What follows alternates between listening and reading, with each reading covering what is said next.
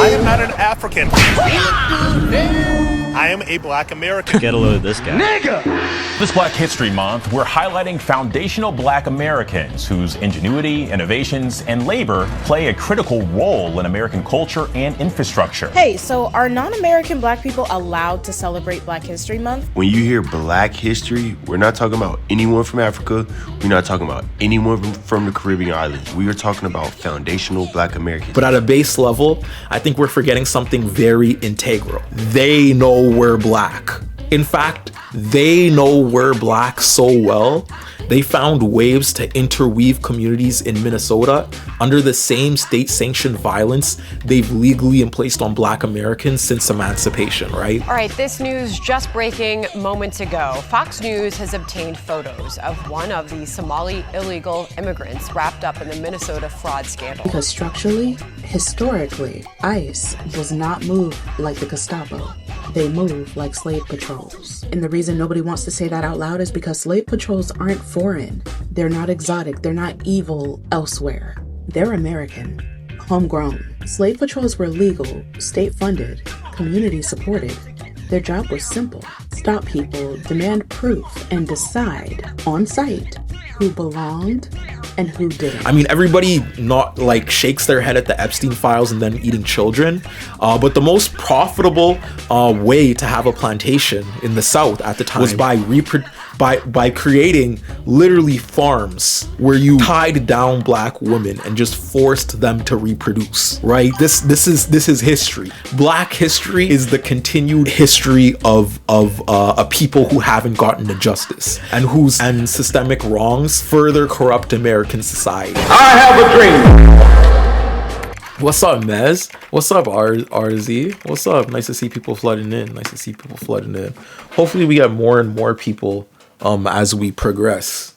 But I've been seeing a lot of discourse, I guess, around the aspect of Black identity. The racialization of Black identity has been sort of come under scrutiny, you could say, by like groups like the Black Panther Party coming back up and corroborating an image of anti-immigrant sentiment. You know what I mean? Around an established national Black identity, right? That excludes, which doesn't really make sense when you realize the Black Panthers were gunning for global liberation, right? Like so much Black civil rights leaders even made that like a cornerstone of their teachings or books or lectures, like Assata Shakur, Malcolm X, who's that Marcus dude, that Pan-Africanist Marcus dude, MLK. I mean, Malcolm X literally went to Palestine. Fred Hampton came up to Saskatoon. There's like it's inextricable, the aspect of systemic harm and the, I guess, combatants of it by Black movements as a whole. You know what I mean? And these diaspora wars kind of split us up. And we gonna get really into that. Marcus Garvey. I was gonna say Marcus Garvey, but I was like, is that the singer? Like, is that the singer? I was like, no, wait. But yeah, Marcus Garvey. Marvin Gaye is the singer. This won't be the longest conversation, because I love to write before I hop on these lives. I have my notes here. The notes are about 5 pages long. But essentially, if you're living in the Black identity in a diasporic way, you kind of just get it. You know what I mean? Like my black people that have traveled continent to continent, who have traveled state to state or province to province, you get that the projections of Blackness follow you, right? One thing is guaranteed in this world. You got melanin. You got melanin on your skin. And you will be the spectacle of degradation. I got to meet Chris Smalls today. Oh shit, where'd you meet Chris Smalls? Damn. Big ups. Damn. Didn't you say you were doing community building too? Out where you are? How's that going over there? The anti-ICE sentiment is really ramping up here because like Canadians are kind of realizing Alberta is everywhere. Like did I say Alberta's everywhere? That would be a nightmare. But no, white supremacy is everywhere. A little bit of a Freudian slip. But yeah, they got offices in Calgary. They got offices in they're moving up to Sask. They got offices in Vancouver. They had speakers try to go to college campuses and everything. We're also getting like a uptick of residential school denialists, like going to campuses, and students is literally having to protest them off campuses. You know what I'm saying? Like it's getting a little weird in Canada. It's getting little weird in Canada. Like this Charlie Kirk's whole like change my mind shtick with the right has affected academia in such a gross way. You know what I mean? In Rome, he's here with USB and I'm in USB, so I got to meet him and chat. It was cool. Oh, that's sick as hell. So he just travels the world and stuff. Travels the world. That's so cool. And that brings back the conversation of Black identity that I want to get to also in a diasporic thought, and how not gonna lie, wherever you go, the one thing that will be guaranteed to you is you are a nigga, bruh. Sadly, or happily. Okay, let's get into it. Rise and shine to all my melanated soldiers of the sun, right? If golden hour treats you like 24 karat gold, I need you to rise up right now. Right? If that sun touch your skin with the grace of Cupid, I need you to stand up, bro. Because see, blackness is a two-ness. Like, if you get me, you get me. You know what I'm saying? Thank you so much for following. I got a new follower. Oh, by the way, we now have subscriptions open on the Twitch and everything.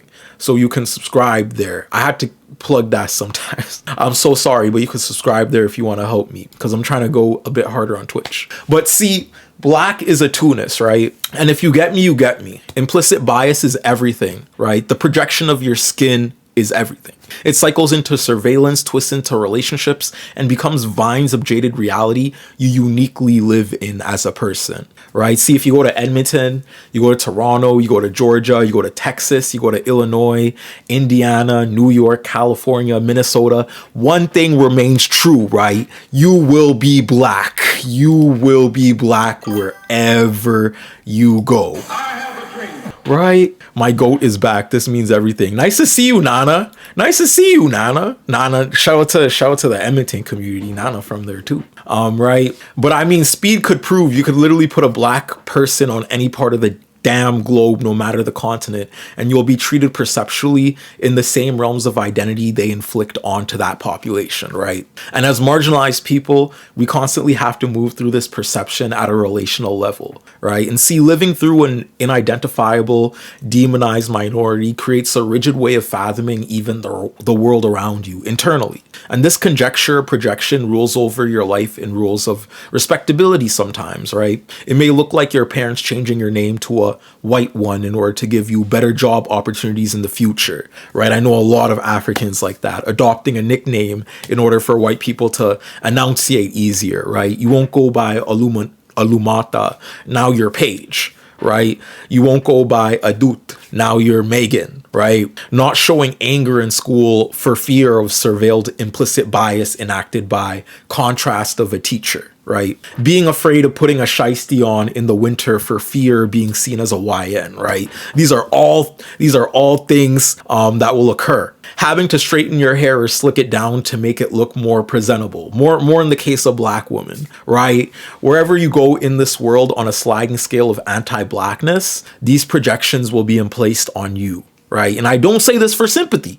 I don't say this for hate. I say this because it's simply how it is, right? And even though we celebrate Black History, and I'm pumped every Friday for the shortest month of the year to fly by in a blink, thank you so much for following, Willow Hendricks. But even though I'm pumped and everything, pumped for Black History Month, we still have a lot of work to do for the global safety of Black people, right? See, I've been seeing these full Black American conversations, and to say the least, I have some words, right? But at a base level, I think we're forgetting something very integral. They know we're Black, right? In fact, they know we're Black so well, they found ways to interweave communities in Minnesota under the same state-sanctioned violence they've legally placed on Black Americans since emancipation, right? In barriers of legality which a normative white population controls. right? Everything being done to black people in North America, whether that's Canada or America, has not possibly been justifiable, right? I mean, everybody not like shakes their head at the Epstein files and then eating children, but the most profitable way to have a plantation in the South at the time was by creating literally farms where you tied down black women and just forced them to reproduce, right? This is history. Black history is the continued history of a people who haven't gotten to justice and whose harms and systemic wrongs further corrupt American society, right? However, by espousing a racial narrative of violence onto a black minority, the justification of this history has literally been applied as sane. It's been applied as sane in white settler colonial societies, right? Those drive-by N-words, people gonna wave that off, right? Those microaggressions you get on a day-to-day, people gonna wave that off, right? With the quickness, right? And for all my black people, right? People of melanin across the world, whether you're in Europe, Asia, North America, South America, Africa, whether you're an islander, I'm asking you to do one thing for this section of the video. Please tell me about a perceptual experience, a historical tidbit, or communal relation to your black reality you live in, right? If you're adjacent to black communities, white people, this is the time to tell me your stories too, right? For this video, I want to portray unity and love, as corny as that is. And as always, I'll try to start it off and give you some context for why I asked this question, right? Because we need to understand that we live in a narrative restriction, a perceptual adherence that forces us to be seen in stereotypes, right? But we're not these stereotypes. We're the Haitian spirit of defiance enacted when black people were pitted up against a wall with only farm tools, right? Haiti is the reason freedom globally has been able to be thought about in a realistic sense. Shout out to Ghana too. When Ghana got their liberation, it inspired Afrocentric movements across Africa, right? Before Haiti, before Ghana, freedom was too radical a thought to even fathom under the grip of a white man's whip, right? We're the remnants of rich histories of advanced architectural genius that lay community from the top of the Nile to the heart of the Congo, right? A history so interwoven in historical truth that America is funding the UAE to bomb pyramids and loot museums in the Nile. So we forget the societies our ancestors once had, right? All of this is a continued history of exploitation, and that needs to be talked about too when we consider black history, right? For as connected under a projection of identity that these communities are under anti-blackness, whether that's in the Nile, in Egypt, all the way down to Sudan, whether it's in Ghana, whether it's in Haiti, these communities are also very separate, right? Sure, if I was in Atlanta, I would be surveilled the same way so many black Atlantan men are racially, but I'm not from there, right? I'm from South Sudan. And even then, I haven't ever really lived in South Sudan. I was born in Cairo. But even then, I didn't really spend that long in Cairo. I moved to Edmonton. But even then, I only stayed in Edmonton for like 15 years before I went to Vancouver. And even then, I was only in Vancouver 2 years before I came to Saskatchewan, right? We move around a lot. The Black diaspora move around a lot. And see, I've been to a lot of places across continents and cities. And one thing I've been spoiled with is the ability to connect with community, right? Again and again, I find examples of black history in the organized resistance of indigenous rights in the prairies, right? With 7gen, in the Jamaican influenced nightlife of Toronto, in the stories of racism still existing in the suburbs of Vancouver, or in the Sudanese community of Edmonton that had to rally when our relative was shot and killed. Rest in peace, Matthios, right? I've learned that when you see today's wealth gaps, housing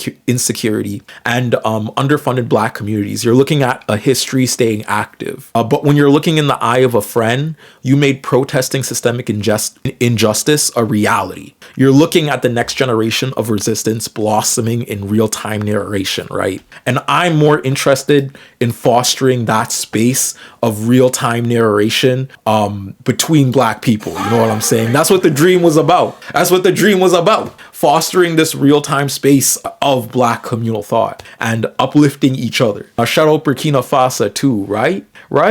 Love this. Thank you as a black woman. No problem. No problem. But I want to hear your stories. I want to hear your stories of community. I want to hear your stories of ingrained culture, how you've moved through community, everything. I want to hear all of it. And don't feel free to critique me too, as I speak about black identity too.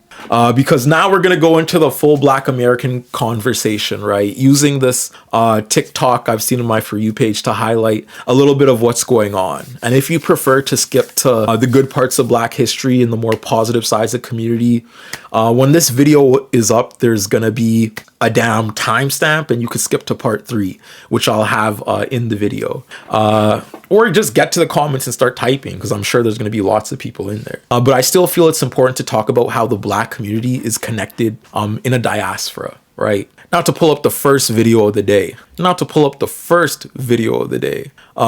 the blue cafe. Thank you so much. This is from my friend Nico. I got this while I was outside community building. They just gifted this to me. So shout out to them, man. Shout out to them. This is the African versus African American black debate. And if you see over here, it got 66,000 likes. And this was a little scary for me for reasons that we're gonna see throughout the video, to say the least. Not gonna say I disagree with everything, but this is a very disconnected message they're peddling. Immigrants do not view racism the same. African immigrants do not view racism the same way as Black Americans, because we are looking at it from two completely different perspectives. Africans grew up in majority Black nations, with Black culture, Black leadership, and Black everything being the norm on a day-to-day basis. It's not the core part of their identity, because everyone is majority Black when they look around. Black is the default. Off rip, they are not looking at things through a racial lens. But Black people in America look at everything through a racial lens. I want to say, if you're a Black immigrant, first and foremost, that Black experience is going to hit you like a truck. You know what I'm saying? Like, you might think that you're separate, but that experience going to hit you like a truck. And I feel like a lot of people that have spent at least like 15 years on this continent know that. Like, straight up. Like, I was very much the base point of anti-Blackness in relation to my classroom. You know what I mean? Like, those little microaggressions, those little lights turns off, we're talking about colonialism today, and everyone looks at you. You know what I mean? To that degree, anti-Blackness affected me.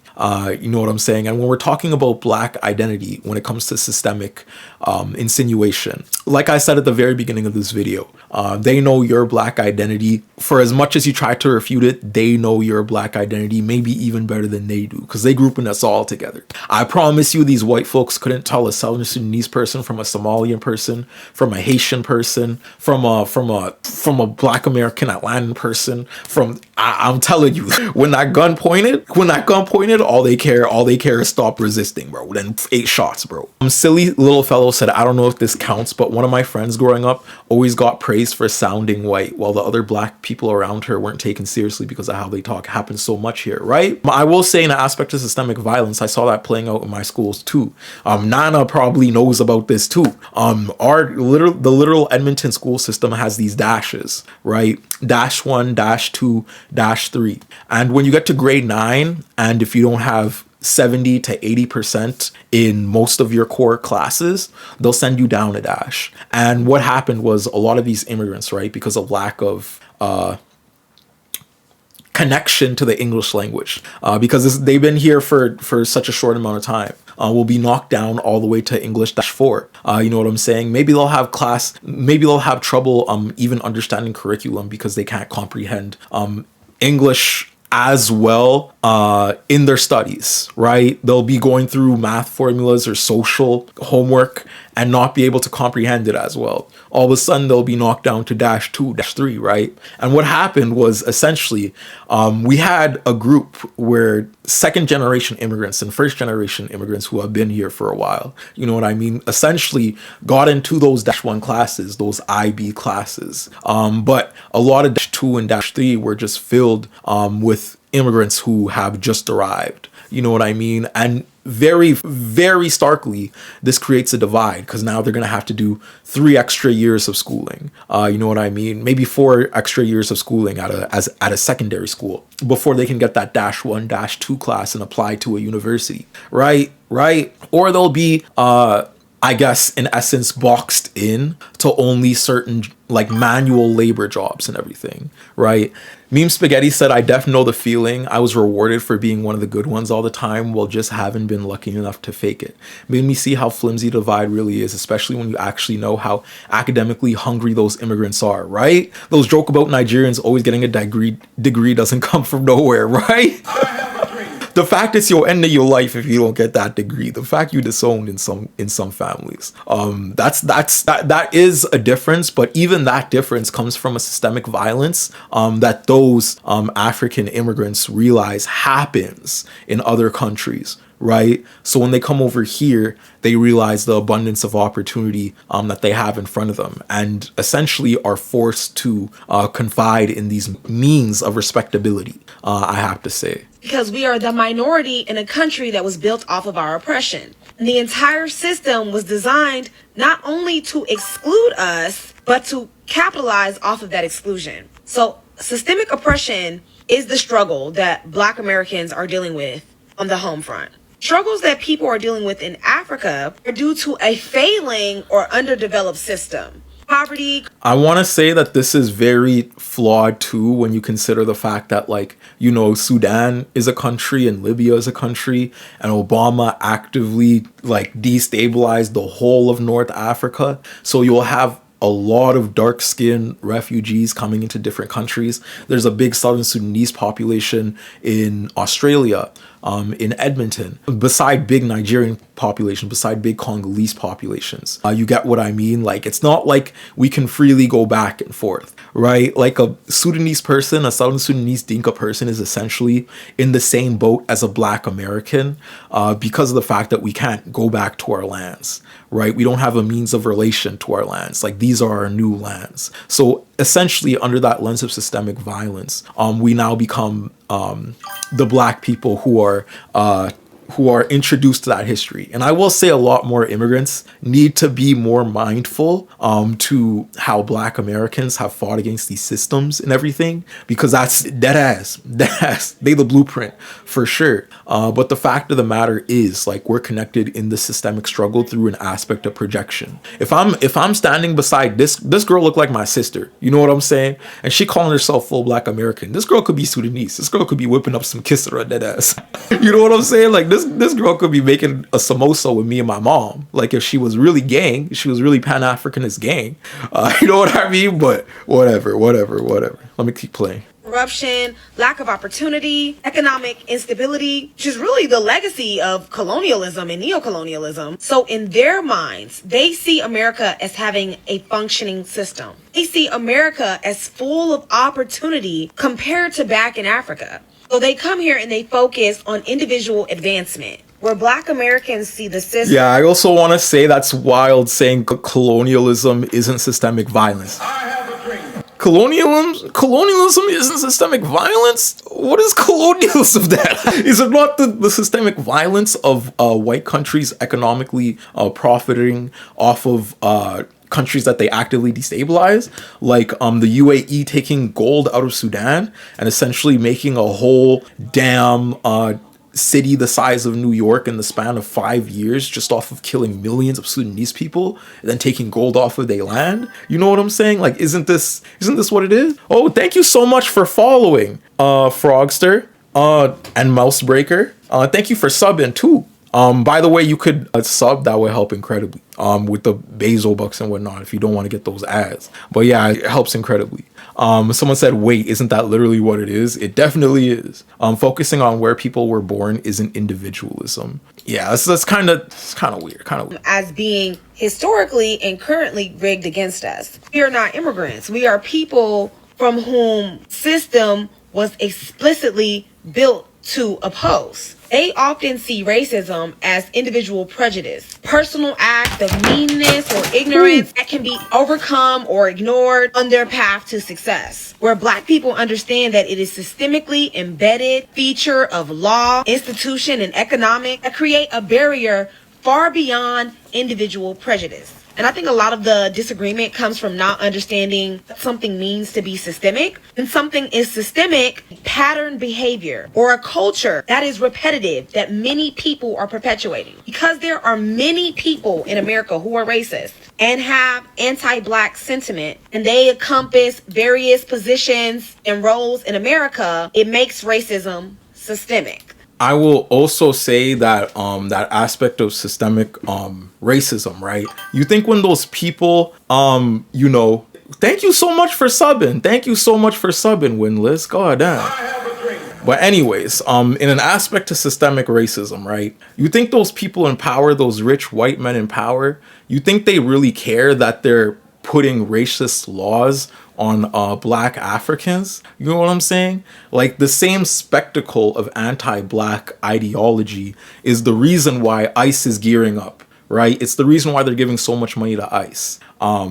They present an anti-blackness by throwing up Somalian ID photos and everything. And because anti-blackness is a pattern that a lot of white commonality is rooted in, right? This prejudice will last. This prejudice will persist. And people will support ICE. A lot of racist people will support ICE, right? Just because they're black, just because they're black immigrants. They don't treat white immigrants like this, for sure. They don't put European immigrants up like that. But I gotta say that systemic violence is perpetuated onto immigrant people too. And more than ever, we're seeing that with ICE. I don't know what else to say because, yeah. The system is not a machine, but the individuals who make up the machine. Since so many people are racist, the issue is systemic. They have embedded personal prejudices into the system. Not only that, are passing down this ideology to their offspring, which makes it more systemic. Anyways, so because of the hurdles that they faced back home, often see what black Americans go through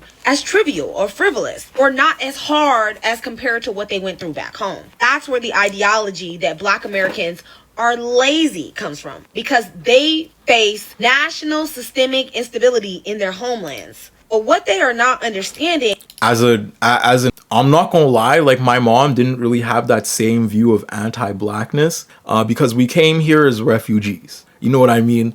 So we didn't really have an understanding of even blackness here. Like, we had to actively learn that prejudice was a thing very harshly. Right, I learned that throughout my teens in the George Floyd protest. I learned that in classrooms. I learned that while I had to sign papers for my parents. I learned that there's a perceptual bias that I had to move through with an aspect of, implicit bias, to say the least. So to her point, I will say that experience of not having that historical means of trauma. Okay, I completely get it. But I promise you, a lot of these black immigrants still know what violence is when it comes to a systemic scale. You know what I'm saying? It's the fact that they're immigrants or they're on visas or whatnot. You know what I mean? And if they fuck up, they're going back home, right? There's an aspect of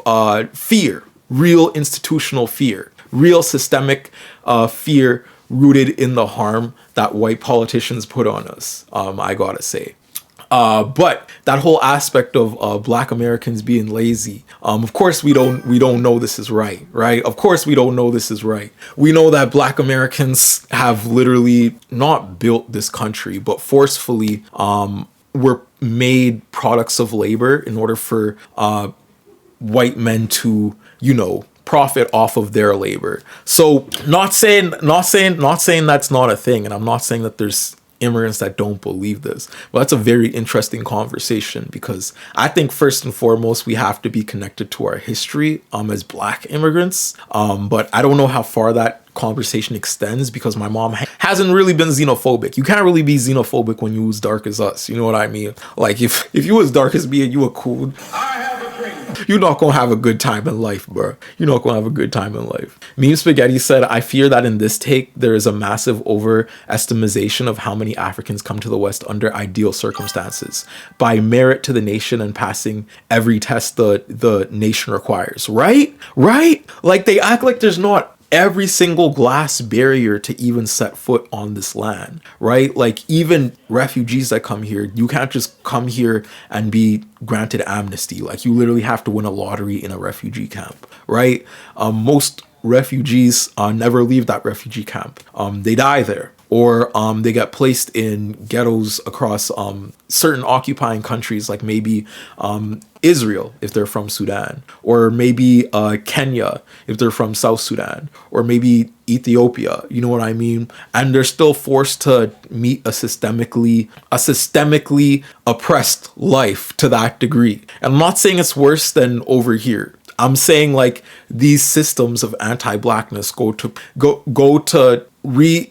reproduce the same means of oppression onto African societies too. And a lot of people get that. A lot of us get that very internally, which is why we move the way we move. There is xenophobic Africans, sure, but to act like they're coming down here as princes and looking down their noses at black people, like, can we be serious, right? Those people who get to do that were doing that to their peers back in their home nation because they are the literal 1% in their home nations, right? Right? It's the same conversation as like a certain Latin communities in America, right, being excluded from the harm of ICE while applauding MAGA. You know what I mean? It's because they don't suffer under the means of the same degradation that their counterparts do. I think her arguments also stem from the American mindset of thinking themselves as the default experience. I don't want to harm Black Americans too much and link all Americans under this, because at the end of the day, Black Americans are the blueprint. You know what I mean? This is one outlier.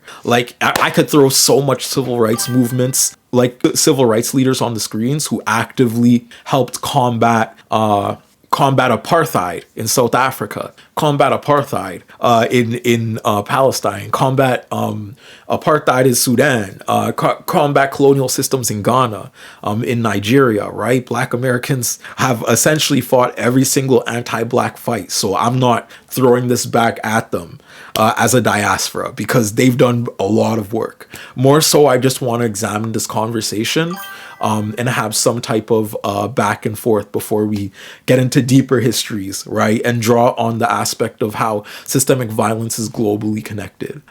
Just using this as a launching point to that. So sorry if y'all think I'm attacking, because no, I have no more respect for that shit. Is that what Africa is going through is a core function of systemic racism. It is systemic racism on a global scale. Systemic instability for Black Americans is internal. It's redlining, it's mass incarceration, it's police brutality, it's education inequity. But for Africa, it's the deliberate underdevelopment of the entire continent that is primarily populated by Black people. It's the European powers carving up the continent with no regards for ethnic, linguistic, or cultural boundaries, and the creation of artificial nations primed for internal conflict. It's the exploitation used. So would you not say that's not systemic? That's what I mean. Like, would you not say that's not systemic? Would you not say that's not? This is like the point where I looked at the likes and I was like, how did this have 66K likes? And how does this have so much comments like defending it? Like, that's systemic, no? Like, you contradicted yourself, no? Like, saying we don't know systemic violence, that's one of the most systemic aspects of violence you could ever be placed under. Colonialism? Thank you so much for following little curly bread. Shout out to you. By Western corporations and financial institutions like IMF and the World Bank, pillaging resources and dictating economic policy through debt. This is economic racism on a global scale. The ideology that justified slavery in America. Yeah, somebody said, I just want to also point this out because this was a really good point. CP Speak said we had to hide, just not to die. This was America, right? And that's very same anti-Black history in America is carried on in the Congo, right? Carried on in South Sudan. People literally have to run, or they're literally going to die on their homelands from an overarching force trying to take them off of that land, right? Like this lines up way more than it doesn't line up. Like, this is still Black history through and through. Sorry to interrupt her, but I know I already asked you for good charities to help people in Sudan, but I couldn't find it when I searched because I guess I spelled it wrong. Could you link some or something? Khartoum Food Kitchen. I've linked it in my community tab a couple times, but I'll throw it back in the chat after we're done this video and everything. But I normally whenever I'm doing a fundraiser for Sudan, link Khartoum Food Kitchen. They're the best organization to me. Belief in white supremacy and the inferiority of black people is the exact same ideology that justified the colonization of Africa. Africans say, I came over here and succeeded, why can't you? They are comparing overcoming poverty. I'm not even gonna lie, I don't know that much immigrants with a house. Like, to say, especially black immigrants, I don't know that much black immigrants with a house. Most of the black immigrants I know still live in townhousing. You know what I mean? It's very hard to quote unquote succeed. You know what I mean? I don't know much. Even with the aspect of degrees, I don't know a lot of black immigrants with degrees. You know what I mean? I know black immigrants who have been shot the same way in aspects of state violence. Thank you so much for rating Guestman 444 with one viewer. Shout out to the one viewer that's coming over. We're talking about the black conversation. But anyways, the one viewer coming over. Well, like I said, in aspects to success, when we're met with the same means, right, of degradation, of systemic degradation that black people have continually felt in America and Canada, we don't succeed. And that's a very sad part about the black experience that a lot of people won't tell you, right? How much people get left behind and stay in those cycles of intergenerational trauma when it comes to Section 8 housing, or when it comes to town housing, or when it comes to when it comes to adoption centers. You know what I mean? Especially in Canada, right, to get a house, right? How you gonna fry it? Meme Spaghetti said the creator is taking a very small group of people and trying to treat them as a representative of majority, right? They really not. But let's finish this conversation. Caused by global anti-racism, anti-blackness, i.e. colonialism, to the black American experience of overcoming poverty by domestic anti-black racism. We are battling the monsters created by the same beast, white supremacy. One monster was unleashed abroad to destabilize and plunder nations. The other was built at home to control and exploit the population. Defeating one does not mean the other does not exist. It just means you're fighting in a different arena. Anyways, if you're new here, welcome. I actually kind of like, though, how she ended it, like saying that at the end of the day, there's a connectivity to white supremacy. You know what I mean? Like, I don't think that she was coming into it like with bad faith. I just think she was very misled on the aspects of immigration and oppression that comes with systemic violence of most African immigrants. If I were to get the experience of most African immigrants, right? Because I can talk about the 1% of black immigrants who succeed, or the 1% of black Americans who succeed and become billionaires and things like that, but that's not representative of the whole, right? Beyonce is not your little sister down the block. You know what I'm saying? They live very different realities when it comes to projections of blackness because of capital. I have to say, maybe this creator hasn't done as much work into the actual numbers of black immigrants that are financially barred out and I guess red zoned too in the same ways out of actual housing, maybe. But at the end of the day, I think that they made some good points about xenophobia, and maybe it's just the immigrants that they're around. Maybe they've gone to suburbs and seen a lot of affluent black immigrants espouse these beliefs. I'm not saying that they're not there. You know what I'm saying? They might be there, but I just don't think it's representative of the whole. Like Meme Spaghetti said too. And this leads me to my other conversation about systemic discrimination, right? Systemic discrimination is the riding point of this argument. They're kind of arguing that systemic discrimination is different in black America compared to other aspects of the world, specifically in Africa. I have to say, I don't know about this chroma keying effect here, but I don't know if it looks good. My fault. I'm going back to the home screen right now. But I have, camera fell. My tripod is tweaking today. I'm so sorry, chat. Phew. Imagine I got kirked right there. Oh my God. But I have to say, I did drop you. I'm so sorry. I'll never drop you again. But why are you clipping that? Why are you clipping that? Chat, why are you clipping that? Like, that's the weirdest part to clip. But anyways, in aspects of systemic violence, and in aspects of white supremacy, the conversation of connecting identities and systemic discrimination ranges further than they're defining, you know what I mean, when we only say Black American.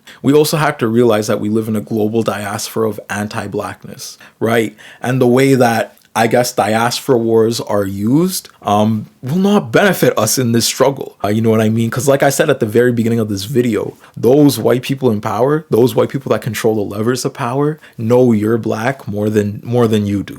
They know you're Black more than you do because they have a very concrete system of defining the way you're Black, right? It's very easy. They just got to look at you. They just got to eye contact. They just got to give you that look when they give you that look, when they give you, you know what I'm saying? But let me go over the definition. What I'm talking about here when I say systemic discrimination, right? Systemic discrimination. Addressing systemic discrimination starts with understanding what it is and learning how to recognize where it arrives. And over here is a good conversation on that if you haven't ever had the conversation yourself as a white person. Understanding systemic discrimination. We all have the right to be free from discrimination. However, sometimes laws and structures in society, even when well-intentioned, produce consistent discriminatory outcomes, and what appear to be neutral policies, practices, and behaviors may in fact be discriminatory. Systemic discrimination is a major issue in BC and Canada, but it isn't well understood. Many people wonder, how can systems be discriminating, and how does this systemic discrimination really impact people?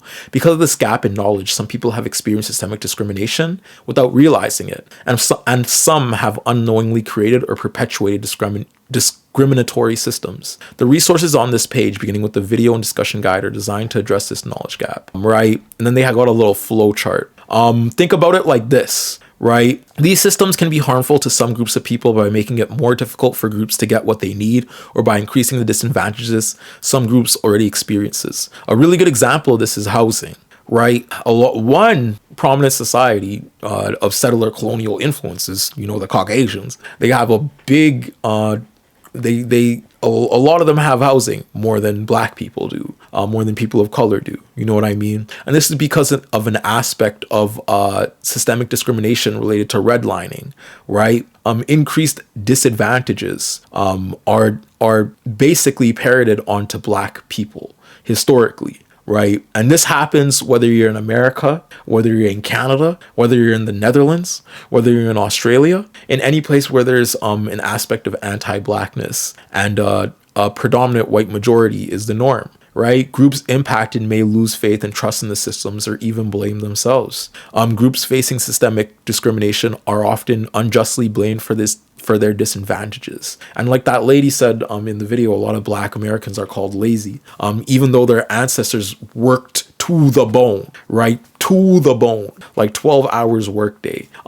They worked so long, there were slurs about how Black Americans would sing at night in order to avail the harm of toiling the land that much, right? This can contribute to negative stereotypes, attitudes, and behaviors towards them. Negative stereotypes and biases, right? The stereotypes thing coming back and popping back up again. I gotta say though, that since it's Black History Month, I also want to read one really cool reading from Huey P. Newton called In Defense of Self-Defense. We can finish this whole diaspora debate with a dash of dialectical materialism easy. Right take? This shit ain't well-intentioned, right? From my experience, most people don't care enough to learn about any of this. They see it as excuse, which is why we're trying to break it down a little bit more so we could have the conversation at a bit of a deeper level. And because it's Black History Month, Huey P. Newton on the screen. We need him on the screen. This is one of my favorite papers written by him. It's called In Defense of Self-Defense. Laws and rules have always been made to serve people. Rules of society are set up by people so that they will be able to function in a harmonious way. In other words, in order to promote the general welfare of society, rules and laws are established by men. Rules should serve men and not men serve rules. By the way, him saying men so much kind of actually reminds me of the reason why Assata Shakur was beefing him. You know, Assata Shakur was beefing HEYYYY, not HEYYYY a little bit, because he was like, oh, well, you only let the black men speak. You not saying nobody is a perfect person. And I still love HEYYYY Newton. I think he's one of the most important figures of Black America. But yeah, even people inside of parties had infighting. Anyways, rules should serve men and not men serve rules. The man is greater than the rules that he constructs. Much of the time, the laws and rules which officials attempt to inflict upon poor people are non-functional in relation to the status of the poor in society. The officials are blind to the fact that people should not respect rules that are not serving them. It is the duty of the poor to write and construct rules and laws that are in their better interest.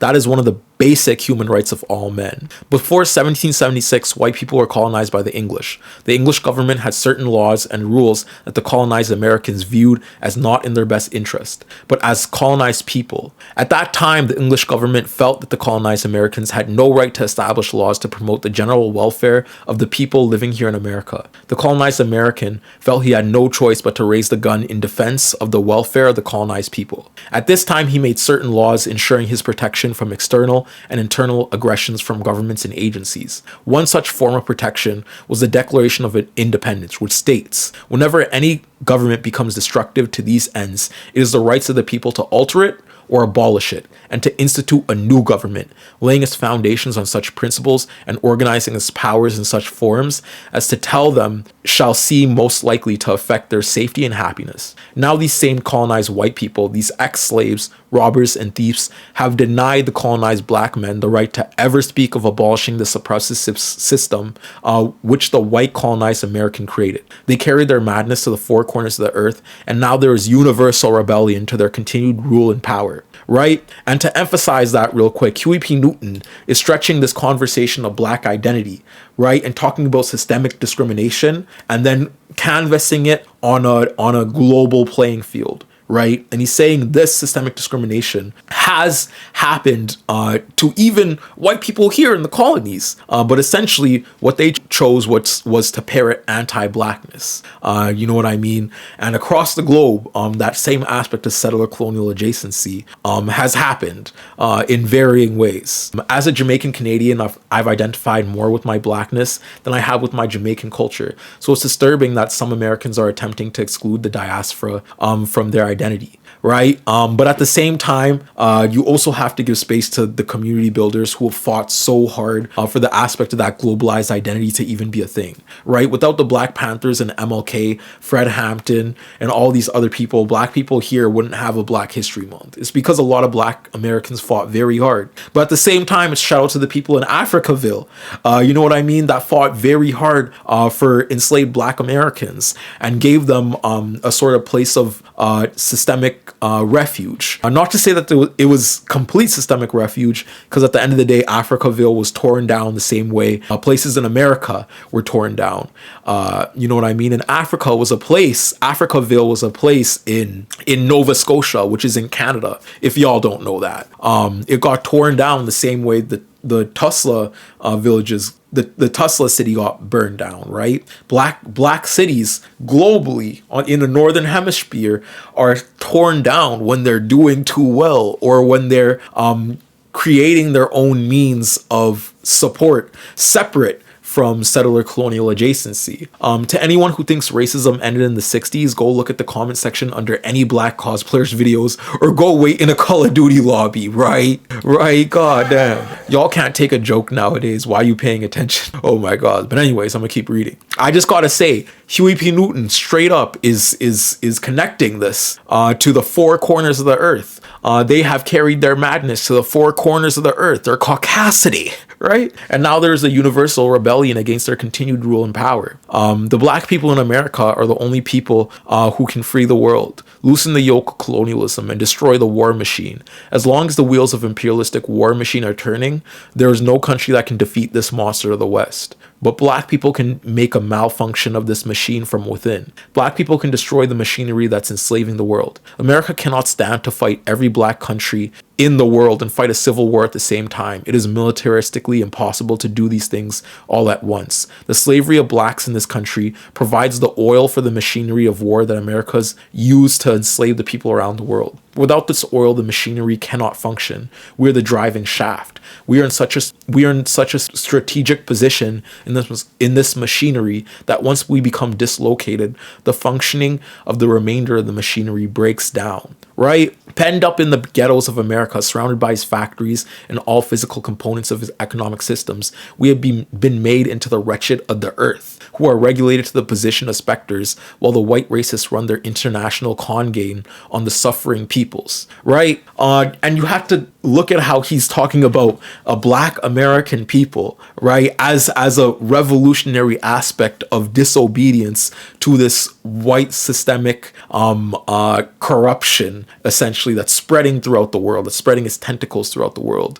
He's saying the Black Panther Party, black organization, and us recognizing that we are suffering at the behests of them, but also at the behests of their global, right, their global continuance of extraction, right? We have been brainwashed to believe that we are powerless and there's nothing we can do for ourselves to bring about a speedy liberation for our people. We've been taught that we must please our oppressors, that we are only 10% of the population, and therefore we must confine our tactics to categories calculated not to disturb the sleep of our tormentors. The power structure inflicts pain and brutality upon the peoples, then provides controlled outlets for the pain in ways least likely to upset them or interfere with the process of exploitation. The people must repudiate the channels established as tricks and deceitful snares by the exploiter oppressors, right? And one of this is nationalism. One of this is the conversation of nationalism, specifically the aspect that we're disconnected from each other's struggles. We're not, right? He write like he's sculpting marble, right? If the most exploited, most surveilled, most suppressed segment of the hierarchy rises up, organizes its own powers, and successfully demands its humanity, it invalidates and breaks the hierarchy, right? Because that aspect of black spectacle relies on you, right? What are the things white people say first and foremost when they're talking about racism? Oh, I can't be racism. I got a black friend. Oh, I can't be racist. I got a black friend. You know what I mean? That black friend in their life probably reaffirms that same aspect of racism that they place on other black people. They're like, this is the good person, and these are opinions I take it from. And I gotta say, as immigrants in Black History Month, I'm not gonna agree with them all the way, but we do have to practice combating the comfortability of anti-blackness that we give to white people when we encompass those spaces, right? And I know it can be hard, because the fact of the matter is, in Canada, black people are a little bit of a minority. So when we are in these rooms, sometimes we're the only one or two black people in our rooms. You know what I'm saying? But organization and combating those systemic strangleholds of perceptual bias that you live in has to be a thing that we practice, because at the end of the day, it was hard to get out of slavery. Harriet Tubman got out, and then she doubled back, and then when she found out her husband had literal children coming through, and they were still on that plantation, she doubled back again. on feet. There was no horse for her. On feet. You know what I'm saying? So for when we recognize that we're a part of this grand ancestral history of black identity, right, as immigrants, being I guess systemically placed into this, and also by proxy of perception, we have to realize we have a lot of people that fought very hard under very worse circumstances, and they still came out on top. You know what I'm saying? Like Huey P. Newton's words are so strong for a reason. Andre said, lost my job combating anti-blackness 3 times. I'm done. Holy, nah, but that is the reality. That is the reality. Black people are 4.3% of the whole Canadian population, SMH. It's wild. It's what makes militancy a requirement, right? Got to get rid of that anti-blackness from within first. Still learning that, right? Hold on, let me get my charger. I got to plug my charger into this. Thank you so much for the comments on the kefia too. Shout out to Nico. I know Nico gonna watch this video in the future. Nico, when you watching this video, everybody is complimenting the kefia you got for me. I bet you're so happy. I bet you're so happy. I'm so happy too, right? But like I said, there's a continued bias, I guess, with the aspect of in-place systemic discrimination in line with the surveillance of Black identity, right? And for the Black people in Canada, that history is a very real lived practice too. And I kind of want to get into this because what I'm implying here is that systemic discrimination has always been present across the world, right? From Huey P. Newton to Africa to even in another place in North America, a little bit higher up. And I'm going to introduce y'all to Africaville, and I'm real excited about. Well, first we're going to talk about segregation in Cape Town, and then we're going to talk about Africaville. TK said the system extracts Black professional labor while demanding the suppression of their identity, all while providing them with weaker tools and a more fragile platform for success, right? That's assimilation. That's assimilation. And the fact that they will even succeed in that position too is a metric on how well they can comply to the standards of white supremacy around them. If the CIA makes your camera fall again, I got you, bro. Please, the Mossad agent beat my ass. Facts, you can't fix your internalized racism and biases if you don't acknowledge them, right? But anyways, we're gonna be talking about segregation in Cape Town. It is pretty segregated out here. Like every Black person I met is from the. One thing I will say, it is pretty segregated out here. Like every Black person I met is from the hood, like the townships, the trenches. You feel me? Some of them even from poverty and stuff like that. What I'm picking up is like white Africa and Black Africa is 2 different worlds. Like even in America, in a racist city in America, Black people and white people still mingle. They still like. Yeah, and I want to say straight up, this is destroying that idea that systemic hegemony with a white identity doesn't exist just in America, right? Like Elon Musk came out of South Africa. Elon Musk, one of the worst white supremacists of all time, came out of South Africa, right? And then was given a power in US politics over here, right? And that's the thing. Elon Musk was not treated as Black, was not treated as African. His immigrant status wasn't damn questioned every single second. But you know whose was? Obama. Obama's immigrant status was questioned his whole presidency, all throughout, all up to and including when Trump was running for president and framing Obama as some sort of damn Kenyan. You know what I'm saying? Even though he was Black American. And I gotta say, I'm not for Obama. I actually kind of hate that dude. He kind of made drone strikes one of the most viable means of military combat, and essentially is the reason for the destabilization of Syria. By proxy, you could even say Obama is the reason why Palestine was done the way it was, why Sudan is being done the way it was, why a lot of North Africa is destabilized. I'm not saying Obama is this perfect person, but I'm saying an aspect of racialization. This shit's real. Right? Meme Spaghetti said, worst white supremacist implies we can power scale. Which white supremacist, which begs the question. He beating Goku? Okay, I have a theory that the planet Namek and in the Frieza saga was literally just about the civil rights movement. I literally think, and the Namekians were Black Americans, right? And Goku was damn right. Namek was Black people. That was Black people. Namek was Black people, man, dog. I'm pretty sure everybody felt that shit when Dende was talking to his grandpa. That was hella Black. That was hella Black. The way Piccolo was standing there in the North African turban, bro. Rocking the turban. Someone put an edit on that dude. Someone put an edit on that dude, dog. Go to the same places and stuff like that. To a certain extent, they still like coexist. Out here, it's like they coexist, but it's like not really though. I feel like a lot of Black people feel invisible to whites, and like whites don't even like, I don't know. And I feel like that with the Indians too. Like I've gotten a little weird vibes from the Indians. Like they like me, but like they don't want. I don't know. It's like something holding them back. But I might be wrong on that. This is only my 3rd day. but that's just something I'm peeping. Like, I feel like the blacks here have like.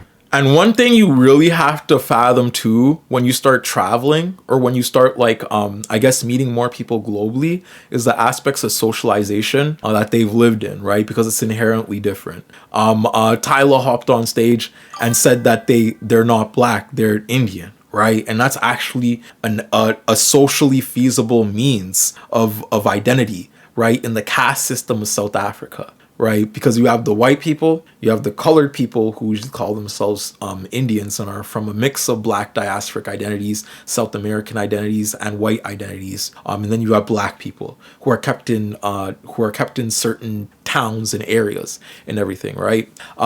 I gotta say that aspect of social discrimination, that aspect of social categorization is a real thing in South Africa. But if you go to Canada, that aspect of systemic discrimination doesn't work the same. It's now in place on somewhere like Saskatoon, it's in place more so on the indigenous population because 50% of our homeless population is indigenous. You know what I'm saying? It's in place on black people also in aspects of anti-black spectacle. But the fact is we don't have as much black people here as they do in the US. So it's a different version of anti-blackness. You know what I mean? It's very surveillance, anti-black, an anti-black respectability politic. Just gotta say. A little bit of a vengeance towards the white people, but they don't really show it or express it. They kind of just suppress it, you feel me? I do get like a suppressive vibe from a lot of the black people here, which was similar to what I seen in like Medellin. Black Colombians, they kind of were just like suppressive and they kind of just like never really speak up or they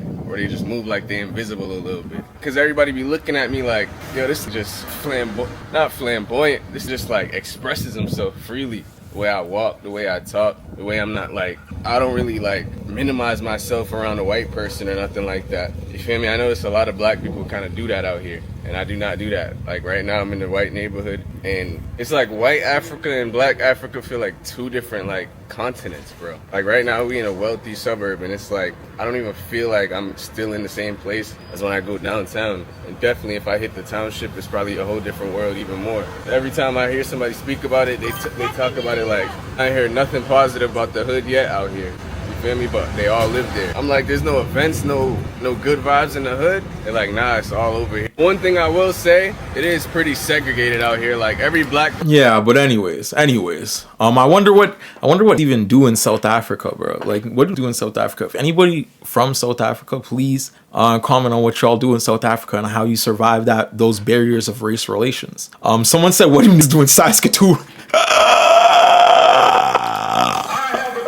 We freeze, bro. We freeze. We don't get sun that much. We dry out in the winter. We always gotta put Vaseline on constantly. Shit.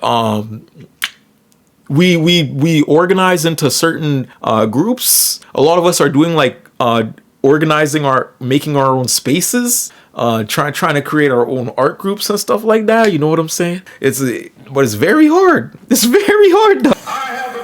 I gotta say, it's very hard here in Saskatoon. And if you a black person, maybe don't look at Saskatoon. Maybe there's another place that you could go towards. But anyways, thank you so much for following Mollywop. Thank you so much for following Mollywop. And I gotta say to everybody else, I do have the subs up now and activated. So yes, y'all can follow that if you want and subscribe to that.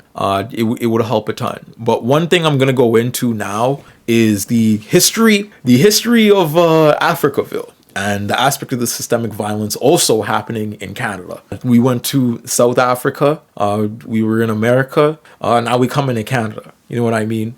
Truly praying for my prairie niggas. Please do. You from the Sahara, dog, all up in that northern weather. I'm telling you, man. I didn't choose to come here. That's the thing. I didn't choose to come here. Like, we were literally bombed out of our lands, bro. I promise you, if you were to ask me, do you want to live by the River Nile, by water, by the pyramids, in community with a bunch of people that look like you, that speak the same, bro, I would say, hell yeah. I don't want to be here in this cold. I don't want to be here in this cold.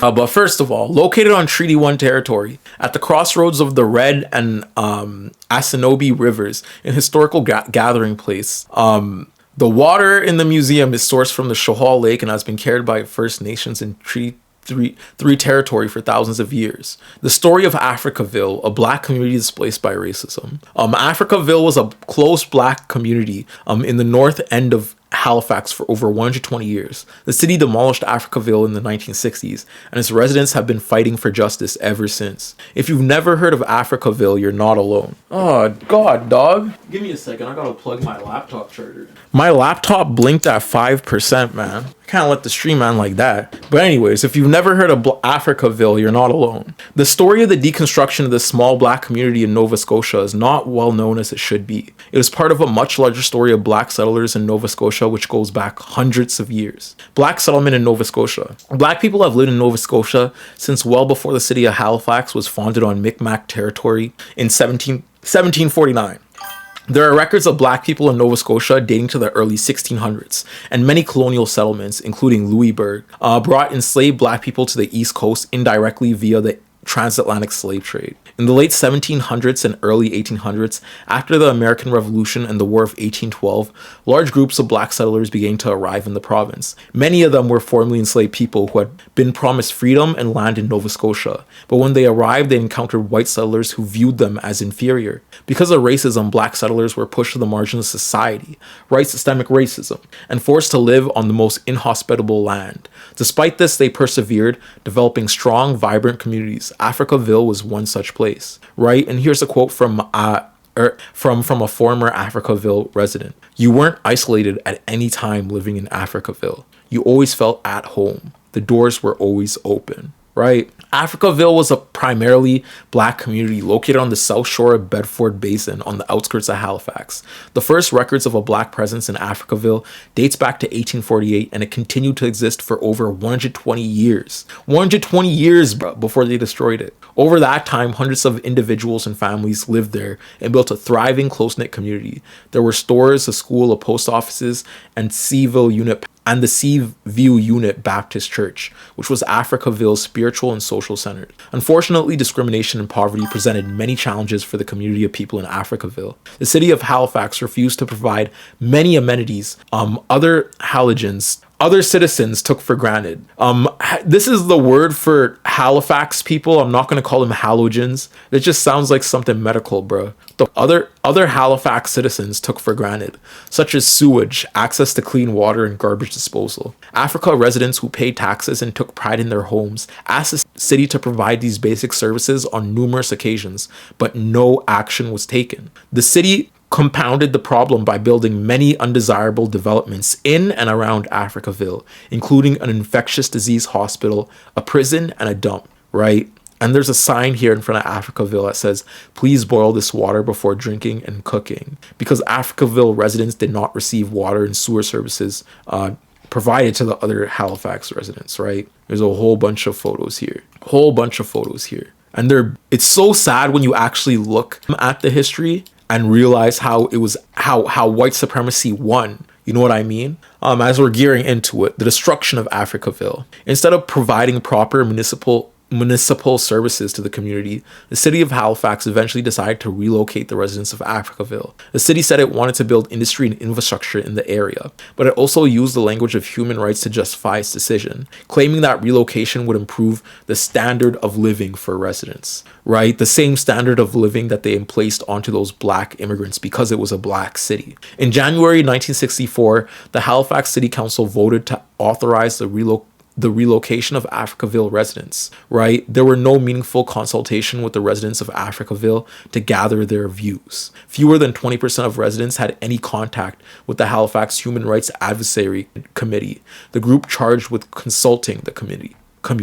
The destruction of Africaville took several years, right? And that's the horrible thing about this, right? So a black community was living there for 120 years. And during this 120 years, slowly they choked it out. They built prisons. They didn't give them garbage disposal, so their garbage piled up. Infectious disease centers, and a whole bunch of other horrible projects in and around this, right? But that wasn't enough. The black community persisted there. And because the black community persisted there, they said, okay, instead of building all these things around you, we're just going to relocate you. and we're not even going to tell you we're going to relocate you. And over the course of the 7 years, we're going to demolish your houses. We're going to take away your things. Even if you're inside those houses, we're going to bust them down, right? And systemically, this was affirmed by the aspect of anti-blackness placed on Black Canadians. Right? Residents who could prove they owned their land were offered payment equal to the value of their homes.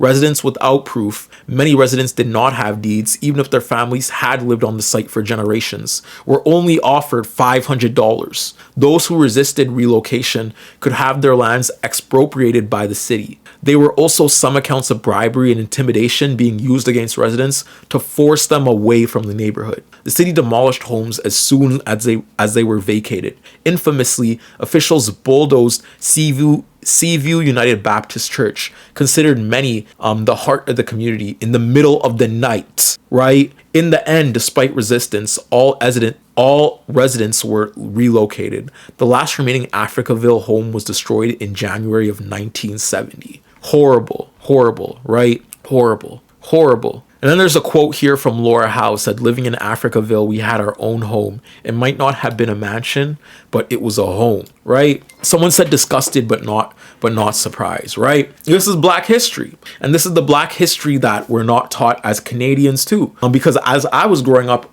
in the prairies, we didn't really talk about anti-Blackness like that in my schools, in my day-to-day. You know what I mean? We just lived in the normality of anti-Blackness. And we lived in the normality of learning about colonial powers and settler colonial explorers who had all these grand new ideas for this new land. You know what I mean? We did pros and cons for imperialism type shit. You know what I mean? But we never learned about Africaville. We never learned about the fact that they purposely disenfranchised people, even in Alberta, in the place that I lived in, right? And didn't allow for Black societies or Black cities to formulate at all, right?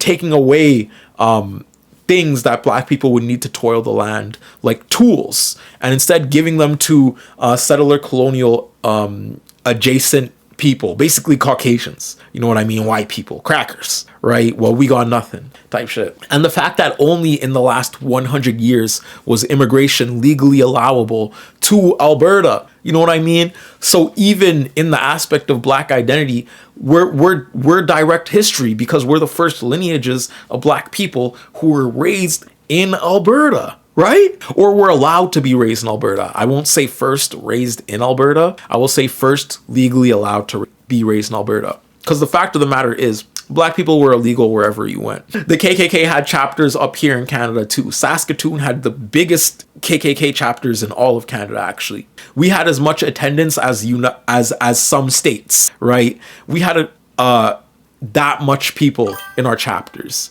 even in Alberta too. So I gotta say, when we're talking about anti-Blackness and this aspect of systemic history, this Black History Month, we also have to talk about, on our own lands, how that conversation of anti-Blackness has carried out and how it continues to carry out to disenfranchise people, right? Because those Black Nova Scotians are still over there. That's the thing.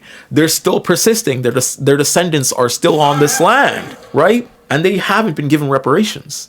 They haven't been given a sort of help in the same way that all these same white families were, right? So when we look at Black people in those societies of Nova Scotia, in the society of Nova Scotia, and we look at poverty rates and we realize these Black communities are in cycles of trauma, cycles of poverty, that was purposefully and systemically placed by the colonial power of Canada, by the state power of Canada. The same way that same aspect of anti-Blackness was placed on Georgian Black people in the South by the state of America, right? And we worked with each other. The slave catchers in the North, the white slave catchers in the North worked with the white slave catchers in the South. The KKK in Canada worked with the KKK in the South. Right? They got the idea that they had to work together. They understand that anti-Blackness is simply a projection, right? And they understand that throughout these communities, even though in the north of Canada they were more French, right? northeast of Canada, they were more French. While in the west, they were more British. While in the south, they were wholly something else, this new settler colonial identity that was detracting from British identity, right? All these different diasporas of whiteness, but they're still all in the KKK, oppressing black people, forming a common community out of a systemic view of anti-blackness, right? This is what I mean when I say they understand you're black, right? You have to understand you're black too, right? Chase them past the finish line, right? Deadass. And even then, some of our white people would rat out black people and bring them back to their quote-unquote slave owners, or just lynch them, Thank you for following, Big Monty Gulag fan. Thank you so much. Yeah, but then I got a couple more things I want to say. This conversation also extends to an aspect of in-place experience. So I want to give y'all one more little TikTok video I found about Africaville. You know what I'm saying? Literally removed us from Africaville. Like when I say removed, there's documented footage where you can see people where the government bulldozing people's houses while people are still in it. Their furniture, their belongings, everything, their momentums, all still in their homes, and they're bulldozing their homes down to force them out. And they relocated us to Uniacke Square. So Uniacke Square is Canada's second oldest hood, housing, aka housing project. If things are this bad, why don't you move? I know this is your... Where? Well, where would you go? Move to go where? Move to go where? Those are such powerful words. Move to go where? Wherever you are, you will still be black and placed under a systemic experience. Move where? They went to Africaville, they tried, right? Kicked out, and they were placed inside of this systemic trap. Move where? Move where? Where can you move? You know what I'm saying? Bon Friday said there's a whole history of the reverse Underground Railroad. A lot of black Americans running from Jim Crow decided to go back to the USA because the anti-blackness in Canada was so intense, right? This is charted. So when I say that all we really have is each other globally, you really have to take that in mentally too. Because in a narrative of history, we're our ancestors. We're continuing that same history of thought, of diaspora. You know what I'm saying? I'm going to bring up the story of Miss Algeria 2019, Khadija Ben Hamou, who received disproportionate racist attacks on social media. Even though black Algerians are also native to the land, it's horrible, right? And y'all saw speed go up to North Africa. You know what I mean? There's a prejudice even on the continent of Africa towards anti-blackness. And I was born in a refugee camp in Cairo. Ask somebody from Cairo what they think about Sudanese immigrants, and they will pull out the most ethno-nationalist conversations you will ever hear.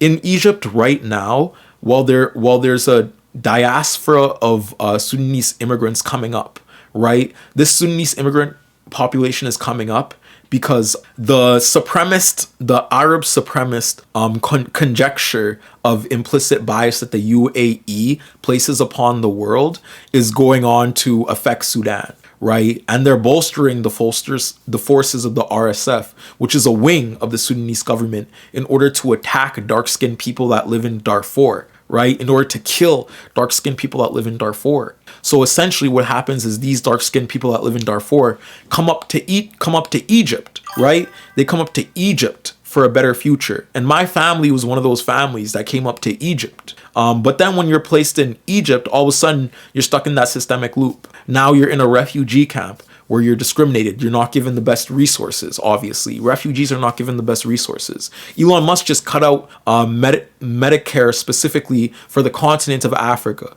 right? US's care plan package for Africa, the little amenities that they did get are cut off because this white supremacist Elon Musk was like, yup, we're giving black people too much money. That was essentially the crux of his argument.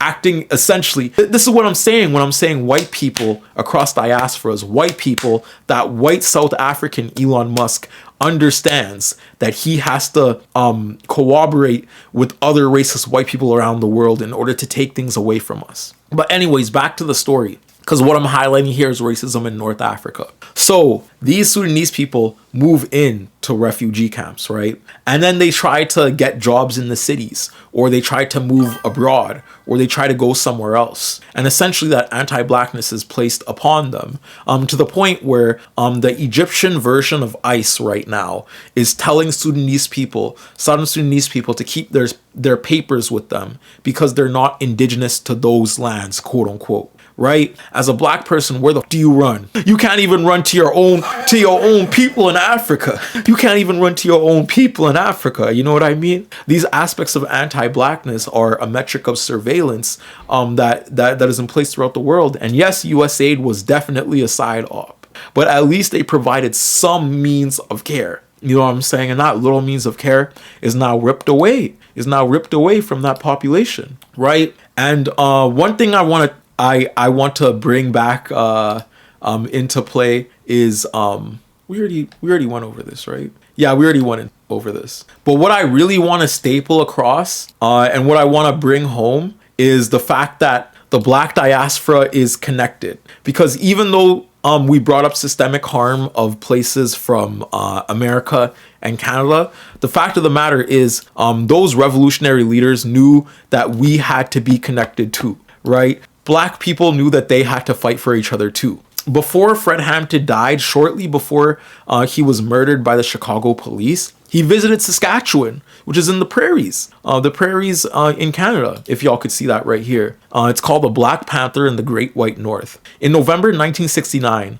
only a few weeks before he would be murdered by Chicago police, Fred Hampton, deputy chairman of the Chicago chapter of the Black Panther Party for Self-Defense, and two fellow Panthers, visited the Regina campus of the University of Saskatchewan. During his speech, Hampton announced to a crowd of between 600 and 700 people that the only difference between Canada and Chicago is that you're a further north part of Babylon. Many Panthers invoked the historical power and utopian political promise of Babylon in public addresses, and they were popular speakers on university campuses and other public venues during the late 1960s and 1970s. Right? Fred Hampton came up here. And I gotta say, this is also horrible to the aspect of right-wing spectacle, because when you realize Charlie Kirk is copying the Black Panthers formula of going to different campuses and talking to and talking to the youth, it's horrible.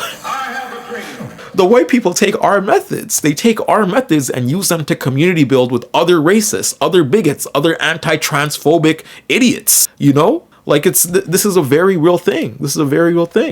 But anyways, they use the term Babylon metaphorically, against which they fashioned the boundaries of an imagined community committed to both immediate survival in a discriminatory world and to the revolutionary overthrow of capitalism and imperialism. Although the Black Panther Party is known historically as racially separatist, soliciting Black membership exclusively, Panthers found support from many non-Black organizations and individuals. Panther leaders regularly addressed interracial and international crowds. Their message resonated with the times, advocating revolution during an historic moment when that type of spirit was a motivating force throughout the world. But what could Hampton, a Black militant from the second largest urban area in the United States, possibly have in common with the student population of the Regina campus, a smaller branch of the University of Saskatchewan located in a predominantly rural white Canadian province, right? A number of Aboriginals and Métis also lived in Saskatchewan in the 1960s. Their lowly socioeconomic status compared with that of a majority white population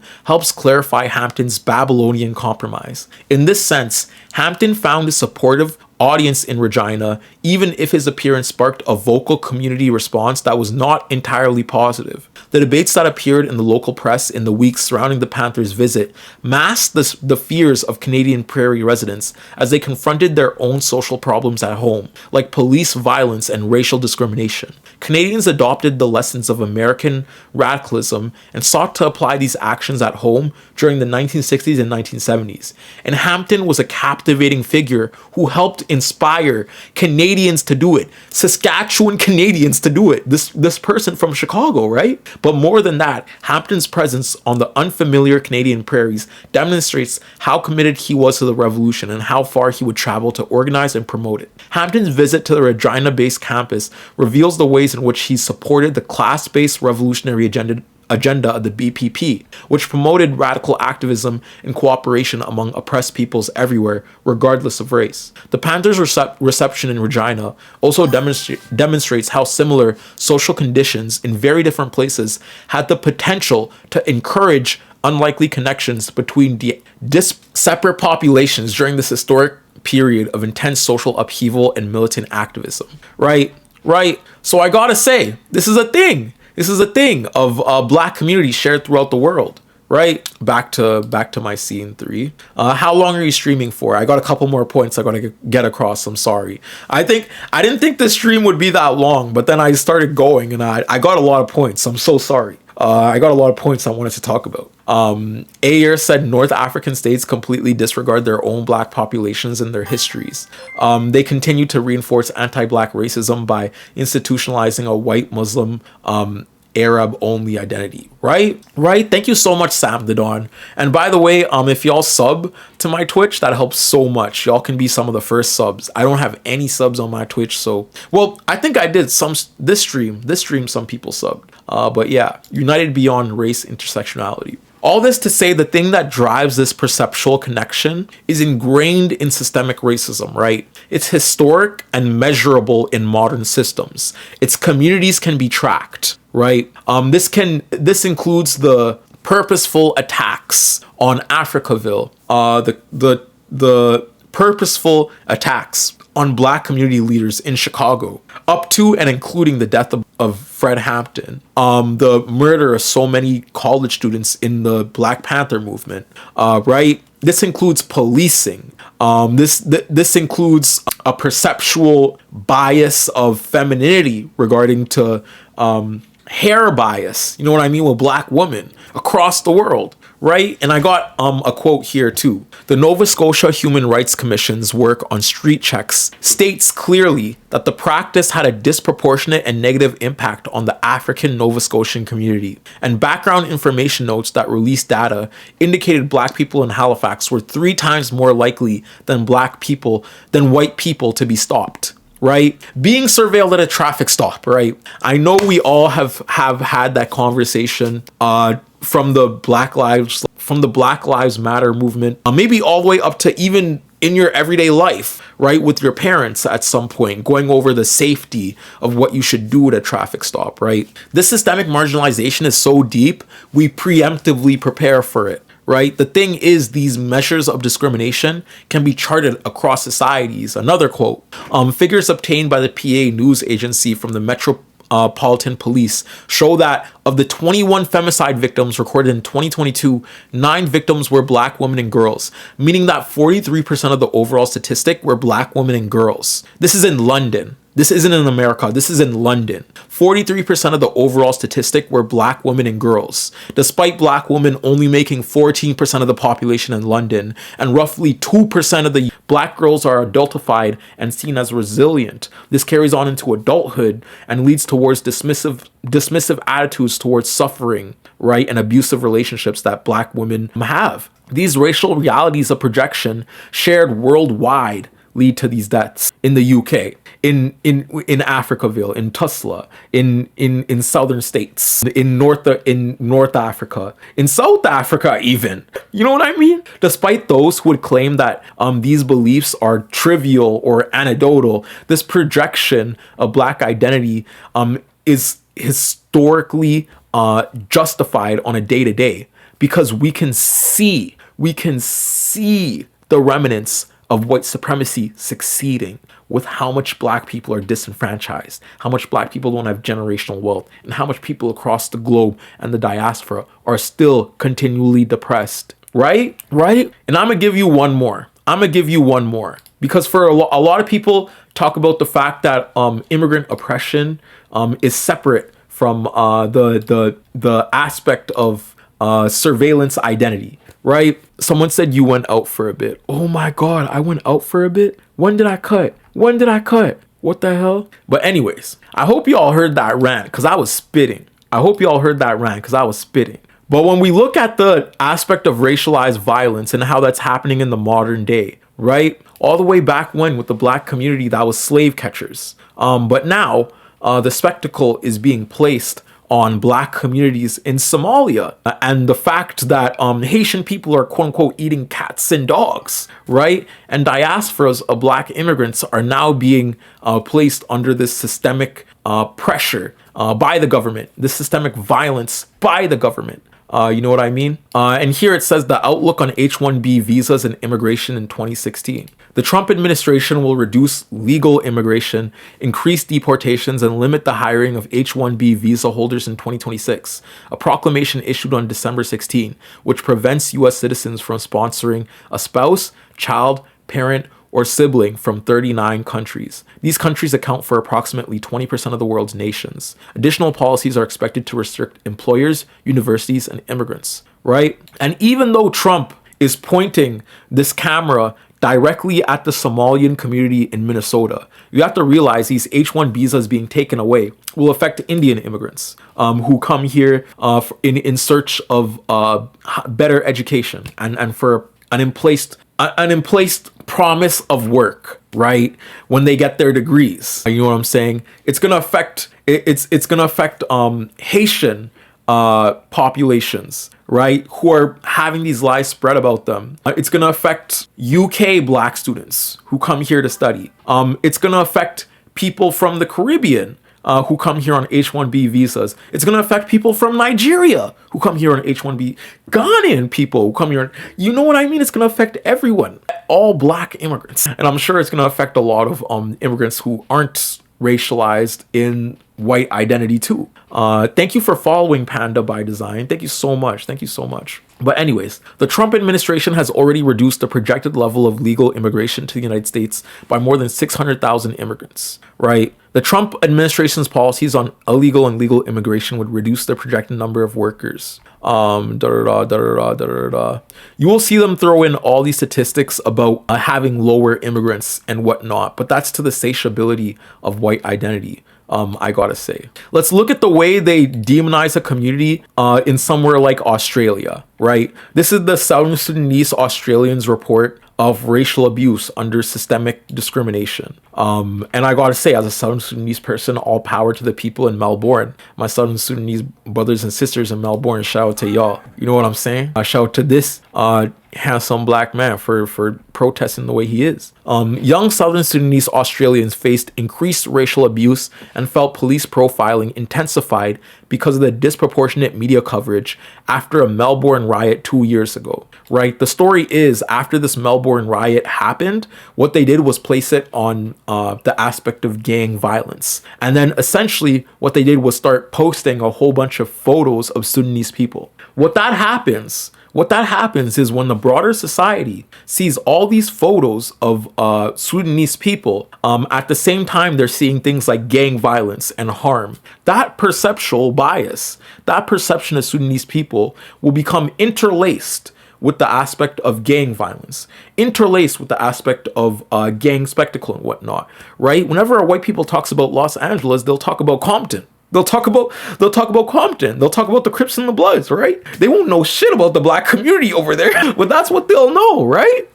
And the aspect of this sort of surveillance culture reaches to Australia too, with the Sudanese community. So after all those mugshots were posted and everything, and these people were profiled in that way, the report by the Center for Multicultural Youth and Monash Melbourne University researchers examined the impact of increased racialized crime reporting following the riot at Melbourne's 2016 Moomba Festival, which police blamed on the Apex crime gang. From focus groups with 28 young South Sudanese Australians between the ages of 15 and 23, the study found participants felt racial profiling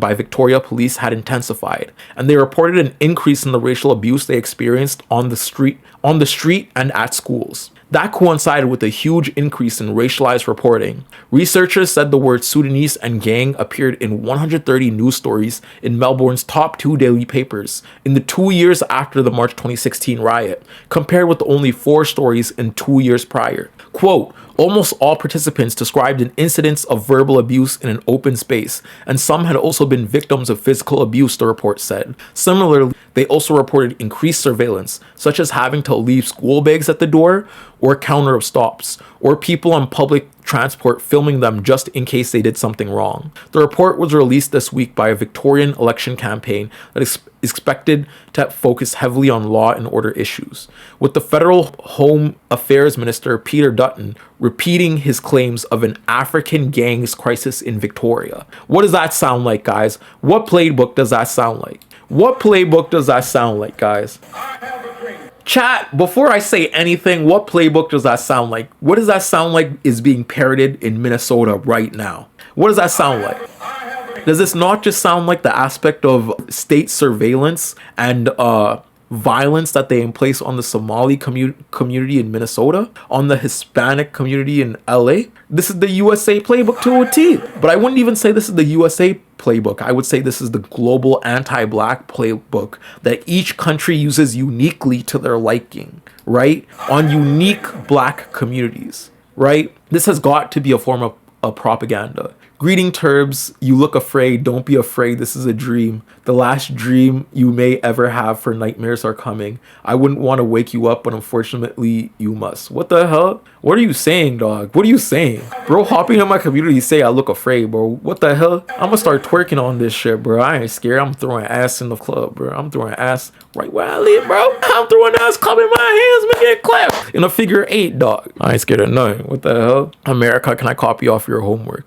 Evil ass message, dead ass. Like, what? This, what the hell? Bro, do you want to throw ass with me in real life? Like, just say that. Just DM me. We can meet up time. Like, just speaking like, nigga speaking like Cell. Bro speaking like she Frieza. Bro thinks she Frieza. Be careful, Saiyan monkey. We're coming for you. Like, what the hell? Bro, weird. But anyways, translating this across the diaspora, right?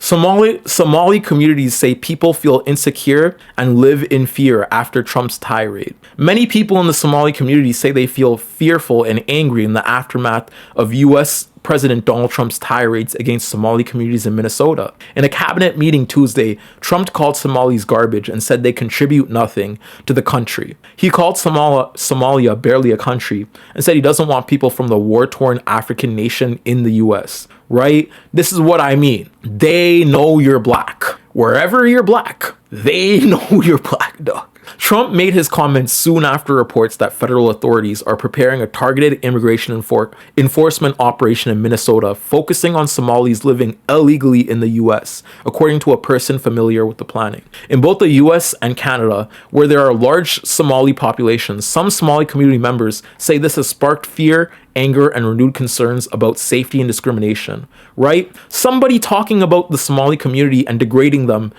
in America carries adverse effects for the Somali population in Canada, right? Ahmed, 50, a community advocate in Edmonton. That's my home country, Edmonton. I mean, that's my home. Did I say my home country? My home city. My home city of Edmonton, Alberta, in Canada, says Trump's messaging is alarming, and he worries that the narrative could even put law-abiding immigrants and citizens at risk. I do also want to say the aspects of law-abiding immigrants is a very white respectability politic. I don't think you should respect the law as anybody. Not gonna lie. When the law directly propagates Donald Trump sex pest activities, and we're being ran by a ring of sexual pedophiles, you know what I'm saying? I don't think that law really matters, you know what I mean? But anyways, racism, that's what's happening. Not Donald Trump. Ahmed told CBC News, racism, that's what's happening. I'm worried somebody might see the news and assume we're bad people. It could have profound consequences. People feel insecure and live in fear. Somalis have been fleeing the Horn of Africa of Africa for decades, ever since the downfall of Siad Barre led to clashes between warlords and a wider civil war, right? There are 650 1,000 people of Somali descent living in private households in Canada, according to the 2021 census. We are a resilient people. We will survive. Strong Somali American and Somali Canadian communities will come together and unite. That's what's going to come out of this, right? An estimated 2,600,000 people of Somali descent were living in the U.S. in 2024.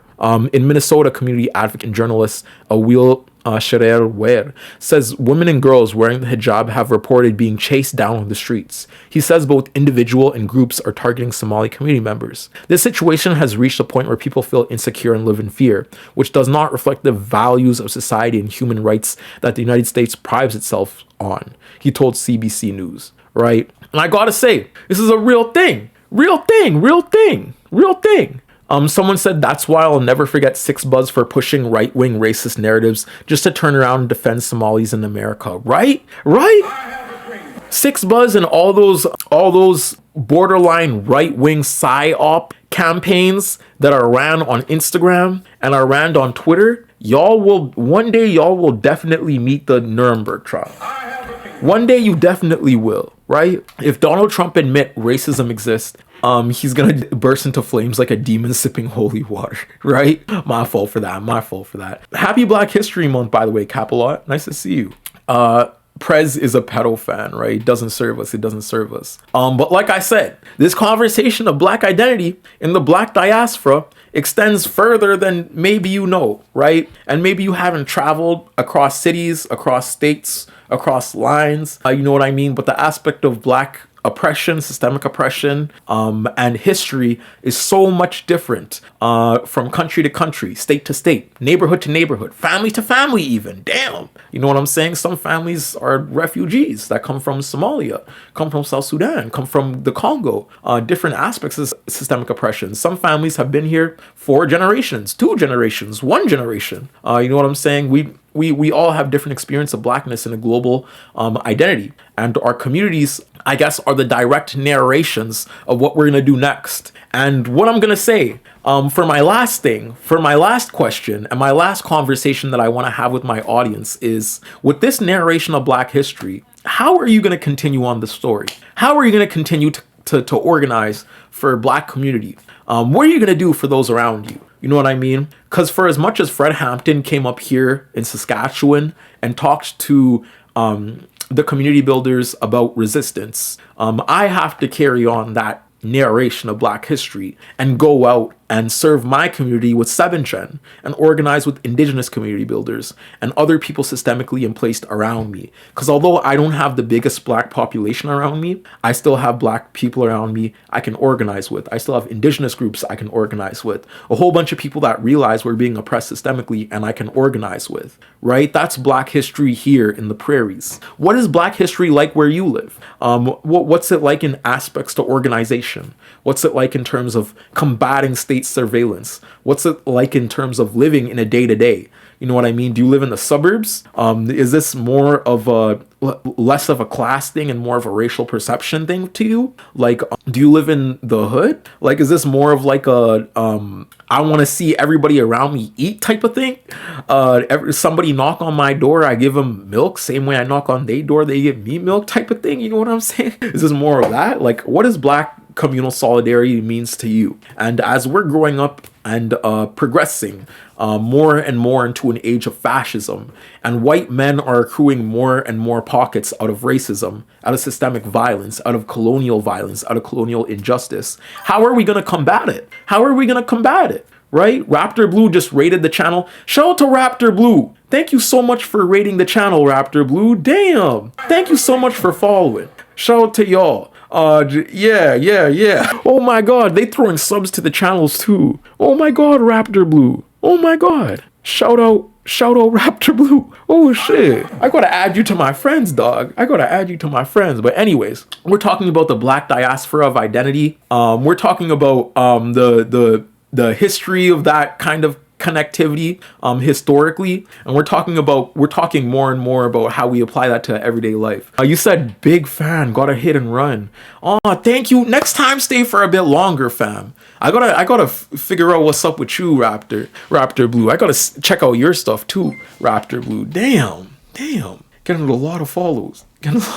Some of the follows we had all day, right? In what language do deaf people think? Y'all hopping in with some BS. But anyways, I'm sorry gonna support for a drag show. I hope you have so much fun at your drag show, fam. Drag shows are cool as hell. I'm actually going tomorrow to a friend's drag show birthday party. That's gonna be fun. I'm looking forward to that. Mezzo said, for me, I've been working with black people so much more educated than me. I'm sorry, I'm trying not to get banned right now. For me, I've been working with much more educated than me with getting my people's writing system into Unicode. It's called Nitai. I do calligraphy in it. And a font is being made based off of my art. Damn, shout out to y'all. Shout out to you. And the aspect of black emplacement will go on. It will go on.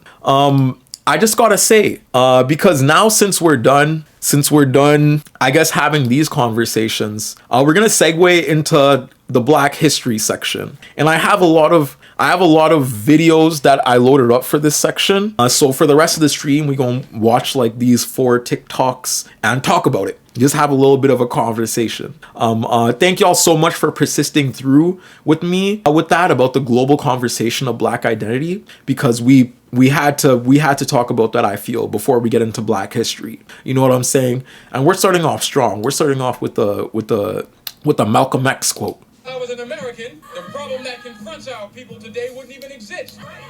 Because if I was an American, the problem that confronts our people today wouldn't even exist. Now we ain't Americans, huh? So I have to stand here today as what I was when I was born, a black man. I love when he says, if I was American, the problems we have today wouldn't exist. Yeah, because actually, when you even think about something like the Jeffrey Epstein files, right? And the way people are shocked that Jeffrey Epstein was able to traffic women and literally keep women in certain plantations of children. You know what I mean? Let me not say women because that's also discrediting it. Children. How this rich white man was able to keep plantations of children. Rich white men have been keeping plantations of children since slavery, right? The biggest trafficking ring ever launched was the transatlantic slave trade. And the most profitable means of plantation ownership was literally creating plantations based on the usage of reproducing more and more black people. And what they did was strap black women down to beds in order to inseminate them, type shit, forcefully. You know what I mean? And this was legally obliged, right? This practice is carried on. The rich white men are still doing it. They haven't stopped, right? Even when it gets to the wild parts where it's like eating people. White Americans have done that too. They have cookbooks on us, dog. Read The Delectable Negro. I gotta say, read that book. Such thing as a Republican or a Democrat, we were black. Before there was any such thing as a Mason or an elk, we were black. Before there was any such thing as a Jew or a Christian, we were black. In fact, before there was any such place as America, we were black. And after America has long passed from the scene, there will still be black people. Shout out to black people. That was the first one. I have like 4 of these. Oh, this is the fun one. That I queued up. Look at you. That melanin look good on you. Dear black people, y'all don't want to know what my favorite book is? The Delectable Negro. Does anybody have a hard copy? You know, I know somebody got the original copy. It could have been a New York Times bestseller. Why nobody laughing? It was what happened. It was funny when y'all was eating us. Oh, now it's about it. Oh, okay. I'm just saying though. Consumption. This book is about how to saute it. The sound effects are so funny. I gotta steal those sound effects. Yeah, but I'm saying I wasn't yapping about nothing. These were real tried and true practices, methods, and ways of interacting with black people, using them as food. as cattle. Then I thought, in honor of that, I would talk about my favorite piece of Canadian Black history. Is it my favorite because I'm a direct descendant of it? Maybe. Living in Canada, particularly going to school in Alberta, I don't remember ever learning much about Canadian Black history. Most of what I know comes from my own family. Speaking from my experience living in Canada as a non-Black Canadian, I think it's very easy for us to overlook the contributions that Black Canadians have made to our history, but I like to talk about it. Amber Valley was the first Black settlement in Alberta, and it was settled by Black immigrants coming from predominantly southern states, namely Texas and Oklahoma, where my family, the Edwards, come from. There were 4 families that settled Amber Valley: the Bowen family, the Sneed family, the Murphy family, and my family, the Edwards. In the late 18th century and the early 19th century, when Amber Valley was being settled, Canada was no beacon for racial justice, so make no mistake there. However, people were leaving places like Oklahoma, where in the early 20th century, postcards featuring lynchings would be sold. The Tulsa Massacre would happen in 1920. So while Canada was making it no secret that they preferred immigrants coming from white European countries or white farmers coming from the United States, Black immigrants still settled in Alberta because at least it's not Oklahoma. Amber Valley was home to an all-Black school, a supermarket, and the first Black-owned post office in Alberta. One of the major cultural exports from Amber Valley was sports, namely baseball. The Amber Valley baseball team. What's so weird to me is like I never perceived baseball or like hockey as Black, but there was so much Black societies that literally kickstarted sports as a whole, right? And Black people in sports is sort of a complicated conversation because I understand that it's a stereotype, but you have to understand in a day and age where the social means of projection, right, deemed you as inferior, right? Whether it was physically inferior, mentally inferior. Winning a sports game, like winning a game of wits, whether that was chess, whether that was tennis, whether that was baseball, whether that was basketball, whether that was soccer ball, that was a huge deal because what you did was overturn a pillar of psychoanalytical white supremacy by being the spectacle that breaks it. You know what I mean? So I gotta say, shout out to the Nova Scotians, the Black Nova Scotians, the Black hockey player Nova Scotians, because they helped popularize hockey across the world with their play and the way they beat so many white teams and whatnot. Most of the rivaling Albertan teams in the United States at the time, due to Jim Crow segregation laws, Black teams would have only been able to play other Black teams, but in Alberta at the time, this was not the case. The team was so good and so entertaining to watch that they drew in pretty large crowds from across Alberta, and they traveled across northern Alberta to play other teams, including white teams. And yes, they usually won. Because of their prowess and notoriety across Alberta, they became unofficial ambassadors for the Black community in the province. Eventually, because Amber Valley was so rural, newer generations would move out of the area and into bigger cities like Edmonton and Calgary. So now all that's really left of Amber Valley is the cultural center, a preserved cabin of Romeo Edwards, and the lasting impact of the Bowen, Sneed, Murphy, and Edwards families. Like I said earlier, it's easy for non-Black Canadians to neglect the fact that Black Canadians have, in fact, contributed quite richly to Canadian history. Most of the Black history that I was taught anyway in school was American Black history and not Canadian Black history, interestingly enough. If you're ever curious about Amber Valley and want to learn more, you can read from this article on the Canadian Encyclopedia or this article from the National Post. One of my greatest points of pride is being a product of Black history and Black resilience, particularly the resilience of the Edwards family in Amber Valley. So happy Black History Month to the Black community, particularly those in Canada, in Alberta especially. I see the resilience of my Black family living here in Alberta each and every day, and I know it's not easy. So, shout out to you guys in particular. It's Black. Shout out to Pink Gunslingy for that. Shout out to everybody that's Black. Everybody that's Black. Everybody that's Black, hit a little twerk. Hey, hit a little twerk. Hey, hit a little twerk. Hey, yo. Yeah, but don't clip that shit, chat. Don't clip that shit, chat. If this is their first impression of me, I'm so sorry. But shout out to this person because I'm also from Edmonton, and the Black community. Shout out to Black community from Edmonton. I love interacting with all of y'all. Like I've never been loved any more than I was in Edmonton. You know what I mean? I step outside, every single Black person knew me. Like it's some type of love in Edmonton where every Black person knows each other. You know what I'm saying? Every Black person is each other's cousins. So I'm sure I'm gonna run into this person and other people eventually. You know what I mean? If you're Black in Edmonton, because that's just fate.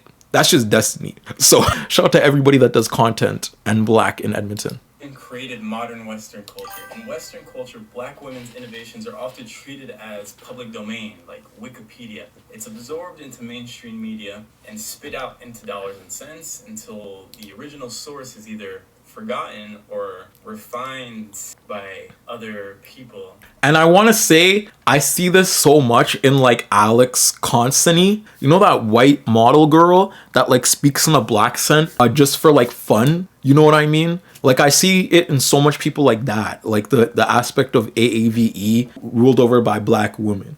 Like the T, the two fingers touching, the you know it's T when you see them two fingers touching, like all that ripped away. All that ripped away, you know, just for some funny points to award to a quote unquote quirky white girl who's just acting black. And I gotta say that too is a very real degradation of character that black women lived through. You know what I mean? Thank you so much, Lewis2409, for following. Love you so much. Love you so much. Love you so much. For profit. So it's always been fuck ICE. As a former undocumented immigrant, I still do remember the original people that have been abused by police for over 100 years. So both things are true during this time.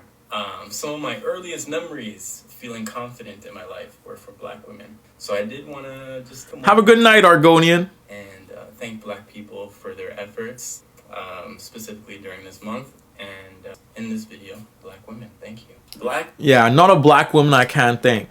If you black, if you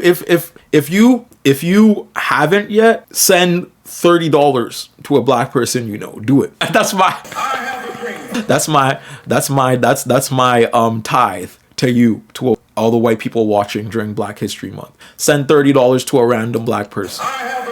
Just do it. Just do it. Just do it. About history, especially the ugly parts. There's always that one person in the comments like, why can't we just move on? Aesthetic. Actually, if y'all want to prove how much of an ally you are right now, Aesthetic, put your Ko-Fi in the comments. I want to see how much people give Aesthetic money right now. Aesthetic, put your Ko-Fi in the comments, Aesthetic. Someone said spot me real quick, Tara. You think I could spot you? Oh my god, oh my god. Send that shit to Aesthetic. Aesthetic, put your Ko-Fi in and have people send that shit to you right now in the comments, Or why do you hate America so much? You can just leave. And to that, I say you don't want to move on. You just want me to stop talking because of. Oh my god, Aesthetic just subscribed. Thank you so much for subscribing too. Shout out to the people subscribing and following. Shout out to everybody here because like I said, I just got the subscription thing like implemented and whatnot, and I'm trying to take Twitch streaming a little bit more seriously. So it helps so much to have people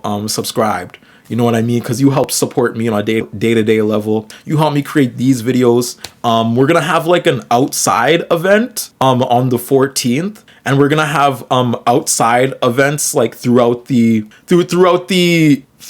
span of the month and next month. But all that is because our YouTube channel has been doing so well and our Twitch has been doing so well. Like if we want to continue doing that, then we need like the subs. We need people coming back for the Twitch streams. We need people coming back to the YouTube channel. You know what I'm saying? We need people coming back. So it's hearts to everybody, but make sure to also join the Discord. Sub on the Twitch, sub on the YouTube, please, because you will help me incredibly and you'll help this Twitch journey wherever it goes incredibly. Over it? Y'all wouldn't be grilling hot dogs in the name of a war from 1776. Let's talk about this fantasy y'all have where history is just over because it's uncomfortable to hear. Y'all say we should get over slavery, but you celebrate the Revolutionary War every year with fireworks and beer like it happened yesterday. You say black people should stop bringing up segregation, but you'll wear a powdered wig to reenact the Boston Tea Party. You say we shouldn't dwell on the past, but you hang flags on 9/11 like a sacred ground and treat the Alamo like a church. So which is it? Is history important? It's only important when you get to feel proud. Slavery, genocide, sterilization, internment camps, and lynchings. Not because we're stuck in the past, but because the past is still shaping the present. Black neighbor. I'm not gonna lie, it low-key would be better to watch on the Twitch because I don't monetize the YouTube.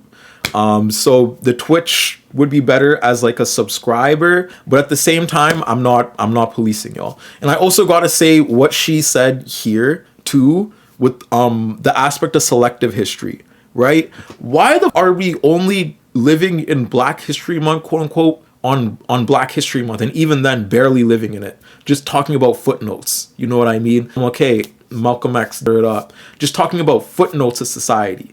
You know what I mean? When in reality, Black history is the narrative of everything, right? It's the narrative of everything. It's the reason why we're being systemically discriminated is because of a narrative of oppression that has continued on. You know what I mean? So we can't celebrate Black history like we won. You know what I mean? What did we win? What did we win?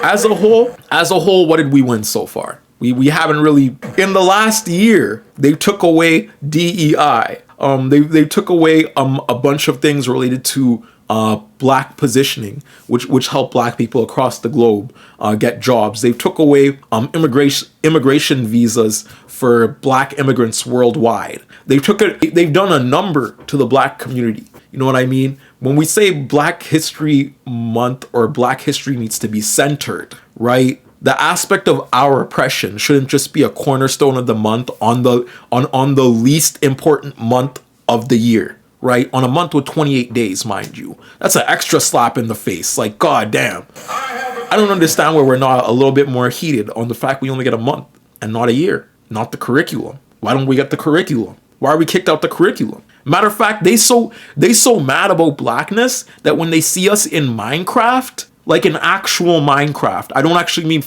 I mean an actual Minecraft, they gonna throw a ruckus.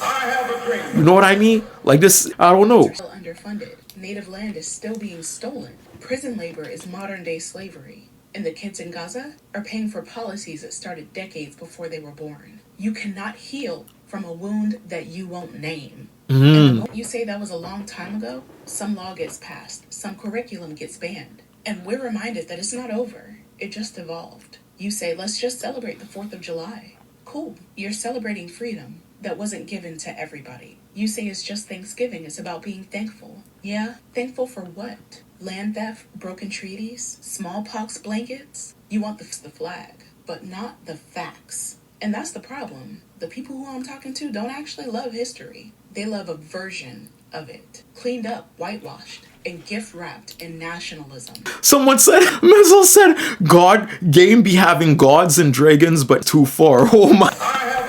Yeah, throw the Ender Dragon in there. Throw a 3-headed skull called the Wither that just runs at you and creates galactical anomalies and changes weather conditions. But Black people, civil rights, in my game, we have to be realistic. The fuck? Learning about atrocities doesn't make us angry. It makes us informed. It makes us resistant to propaganda. It helps us recognize the patterns when they try to repeat them. And it gives us a compass, so we stop walking in circles pretending that it's progress. So no, I'm not moving on, because this country hasn't. But the minute that it does, I'll be the first to light up a sparkler and sit down for a piece of pie. But until then, we're gonna keep naming what they buried. It doesn't expire. And freedom, it's not real if it only fits some of us. Okay, this is the last video of the day. This is the last video, then we'll get into the freestyle. History Month up here, they go, yeah, we do. One more about Edmonton. Right. And Canada, you talking about Edmonton, Alberta. You know when you go, Alberta is like the country. They're like hillbillies. It's oil land. That's why you have Edmonton Oilers. Okay. It's oil. People work on the oil rigs. A lot of Africans work on oil. A lot of Nigerians work in the oil rigs. And I'm learning all this shit. Yes, I'm listening. So I go, guys, I just want to let you know that you thought that hockey, that the puck was the only thing black in hockey. But guess what I got for you? You gonna do this for me, Mike? And I like to repeat this because they repeated a lot of lies to us. Yeah. So when I repeat this Black history, I gotta get it to stick with you because they made us stick with our Washington. They were all honest, but they didn't tell us about the slaves and all this. So that's why I repeat this Black shit because it's so great to repeat. It is, and it's to stick to you. Now show us Colored Hockey League, please. We need to show this. Here, the Colored Hockey League was hockey's first organized league in 1895. 1895, Black African Canadians created hockey. That's a wild topic because when you come over here, one of the questions on the immigration papers when you take the citizenship test, because I had to do this, is literally who's the best hockey player, and you have to sign Wayne Gretzky, who's a white guy. But Black people created hockey. You don't learn that. You don't learn that. Show the photos, images. There's a book called Black Ice that this white dude wrote. Yeah. And it's the history that they hid in Canada, where they played, and by the way, black history. Black hockey players in the 1800s. And they never said shit. And these people in Canada go, what? I didn't know that. And it was in Nova Scotia. Nova Scotia. Now, Nova Scotia had because I do Halifax, I do comedy in Canada. Someone said, did you start 7th Gen, and how would you recommend starting something similar in Dallas, Texas? I didn't start 7th Gen, but I'm a big help when it came to the initial organization of 7th Gen. I did not start 7th Gen though. I wouldn't say that anyone even really started 7th Gen because these food kitchens were happening here for a while under Blue Feather. But then somebody named Kat, who's like a very amazing soul here, you know what I'm saying, organized a whole bunch of people and decided to have us be the means of fundraisers, be the means of community servers, and all these different things. So this trusted group of people, right, started this thing. I fundraised for it. We started doing it outside every weekend.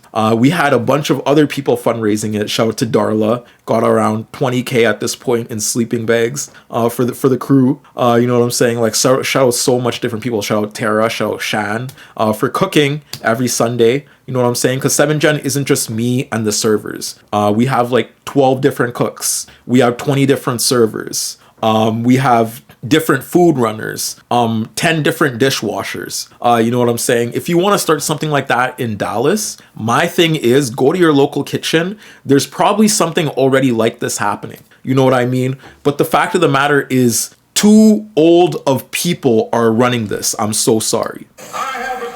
Our food programs are being ran by really old people who are not caught up with the times. The reason why 7th Gen was able to succeed so quickly is because young people took the helms, right? You know how to organize your community more than those old do, right? Like you as a young person who's had to talk to the diaspora of the community you're in, right? And form relationships, friendships, that you know how to talk to those people. So the fact of the matter is you should go to a bunch of your friends who are also friends with a lot of different people, right, in your community, and then decide how you're going to do this. If you need funding help, join my Discord. I'll help you. I'll shout it on my community tab. Ask other YouTubers. They will help you. Ask people from your area to fundraise it, to help. You know what I mean? Turb's only flaw is that he keeps breaking in and out of improvised twerking routines. You so mad because I can shake that shit. You mad as in the comments right now because I'm popping that shit viciously. I pop my shit voluptuously. My shit bow, bow, bow, bow, bow, bow. Your shit sound like Minecraft skeletons. That's what your shit sound like. My shit sound like bow, bow, bow. For years. They had after the war, they had Africaville. Africans created Africaville. They don't have it anymore. They got rid of they pushed Africans out because Central Park was called Senecaville. Central Park was an African village. It was like a Black Wall Street. And then they got rid of them. They did the same thing. I read the article on They that. did the same thing in Halifax, Africaville, all right? And so a lot of people come out of Nova Scotia. Now the first black hockey player that went to the NHL, to the Boston Bruins, was from Nova Scotia. His name was Willie O'Ree. Show Willie O'Ree real quick. Willie O'Ree was the first black player in hockey from Nova Scotia. The same like that dude from the left. Yeah, the same area that black people discovered hockey, created hockey. Now, The Rock's father is from Nova Scotia. Was the first famous black wrestler. Right. I didn't know that. And I read that. Black was first with wrestling. A lot of black folks came out of Nova Scotia, man. Like, because I've been there. I went to visit the church that the Africaville people created. Right. That they kind of pushed away. And this white dude was telling me, of course, white people came and pushed them out and all this. This shit is so heavy, bro. There's so much history that they've hidden, but there's a lot of people on the internet now. Black people are talking about it. Like, you see this woman here? She's the first. She's the. It's coming, man. It can't stop. I'm glad that you guys are talking about because now I consider myself well educated. Yeah. Shit. You guys have mentioned. I'm hearing this for the first time in my life. And that's the thing. A lot of people are gonna catch shit and go, yeah. And they hit so much. I gotta give white folks credit. The way they hit every squirrels, man. Yeah. White history completely drowned out black history, I gotta say. Now we get into the freestyle, guys. Alright, chat. What I need y'all to spam in the chat is anything. What are we gonna spam? Spam the fist emoji. Spam the black fist emoji. Everybody, spam the black fist emoji. I need to see 90 million black fist emojis, and if I don't see 90 black fist emojis, I'm crashing out because my chat racist. What the hell? Dude, 90,000 black fist emojis right now. We need it in the chat right now. We need 90,000 fist emojis in the chat. We need 90,000 fist emojis in the chat. We need it, because we coming.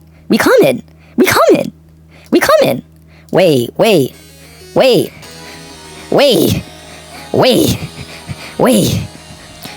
If you Caucasian, then you getting dismissed. The skin dark, bitch, my skin sun-kissed. And you know I keep that blick for a fucking trick. Shoot him in the... Wait. I got no patience, B. I'm Harriet Tubman. I will free these niggas from adjacency. 8 a.m. I'm smoking J's, you see. I'm turning like I'm Bunna B. I'm twerking on the beat. I feel like fucking Bunna B. Damn. Boy. Wait. We gotta run this shit back. One more time. We gotta run this shit back.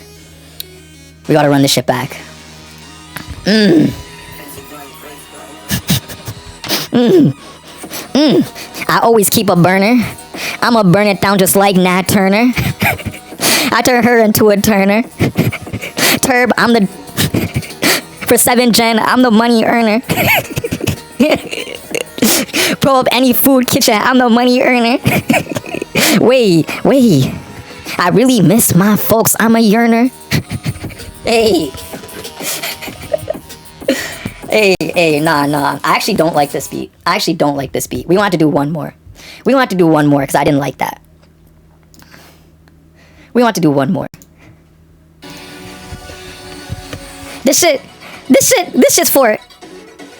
for all the black Americans, man. Shout out to black Americans. Hey. Shout out to niggas from the South. And I take inspo, put the gun in a cracker mouth. Put up in a cracker house. Quiet like a mouse. This gonna be unfortunate events like I'm Klaus. I'm taking his spouse. Wait. Shout out to Black History. I'm finna put the white majority in misery. In Sask, it get blizzardy. When you picture black bitches, picture me. I'm in the prairies like a picture me. Hey. Nurturing my community like the water, like a picture of water bee. I'm like Ruth B. There's no place I'd rather be when I make community. Bitch, unity.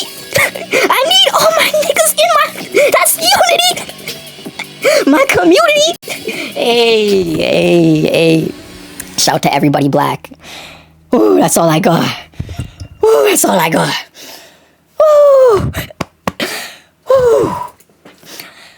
Shout out to everybody throwing up the fist. Shout out to everybody that came in, bro. You know I always love y'all. I always love chilling with y'all. It's been fun. Like I always say, if you want to get an update, make sure to click the notification button. Make sure to join the Twitch and whatnot. Make sure to join the Discord. Hope you saw the bits. Oh my God, you sent bits? 340. Thank you so much for the bits, Oxpecker. Thank you so much, and thank you to everybody that's pulled up too. Discord link, Turb. Oh yeah, I do have to throw in the Discord link. I'm forgetting about the Discord link. I'm saying join the Discord. Where the fuck is the Discord link, bro? No, I get that. You should be frustrated with me. Deadass. But anyways, everybody that came in and talked, bruh, everybody that came in from the raid, thank you so much, because you literally make this community, I gotta say. And I'm finding that Discord link right now, so I'm very sorry. But I just threw it in here. It's like that family bit with Lois' dad adopting an orphan. Oh my god. Okay, I threw in the Discord link. I also have to say, chat, for the person that sent the bits, Oxpecker, who do you want me to raid? Because you know what? We also have to show the love, because as leftists, as people that community build online, we also have to realize, like, we're low-key all the same people working towards the same thing, you know what I mean? So I like to raid people. So who do y'all think I should raid right now? Your favorite Twitch streamer. Who do y'all think I should raid? Homeless Felon said, I normally only catch the full vids. Well, thank you for this. Thank you for showing up to this, because we've been getting more and more people. Like, we're ending this. I think for this one, we peaked at like 50 people. We never really get that much numbers, but like more and more, we're getting up higher and higher. You know what I'm saying? And this is a random Thursday. I just turned on my camera at 8 p.m. and I was like, I'm just going to do a stream because I was feeling it. You know what I'm saying? So thank y'all so much. Someone said Q-Man Beam. He's a DJ on Twitch. Okay, word. They left us? Q-Man Beam. Raid Q-Man Beam. Okay. Everybody is going towards Q-Man Bean, okay? So I need everybody to load up. When you go over there, I need to throw up the fist and yell out,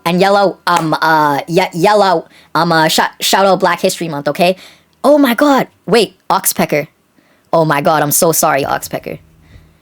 Oxpecker, next time, I'm gonna save that Oxpecker, and I'm not gonna forget. Thank you so much. 2, 1. Thank you so much, Mollywop. Love you for that. Love you for that. Love you for that. Anyways, I'll catch y'all. It's always been fun. Happy Black History Month, and peace.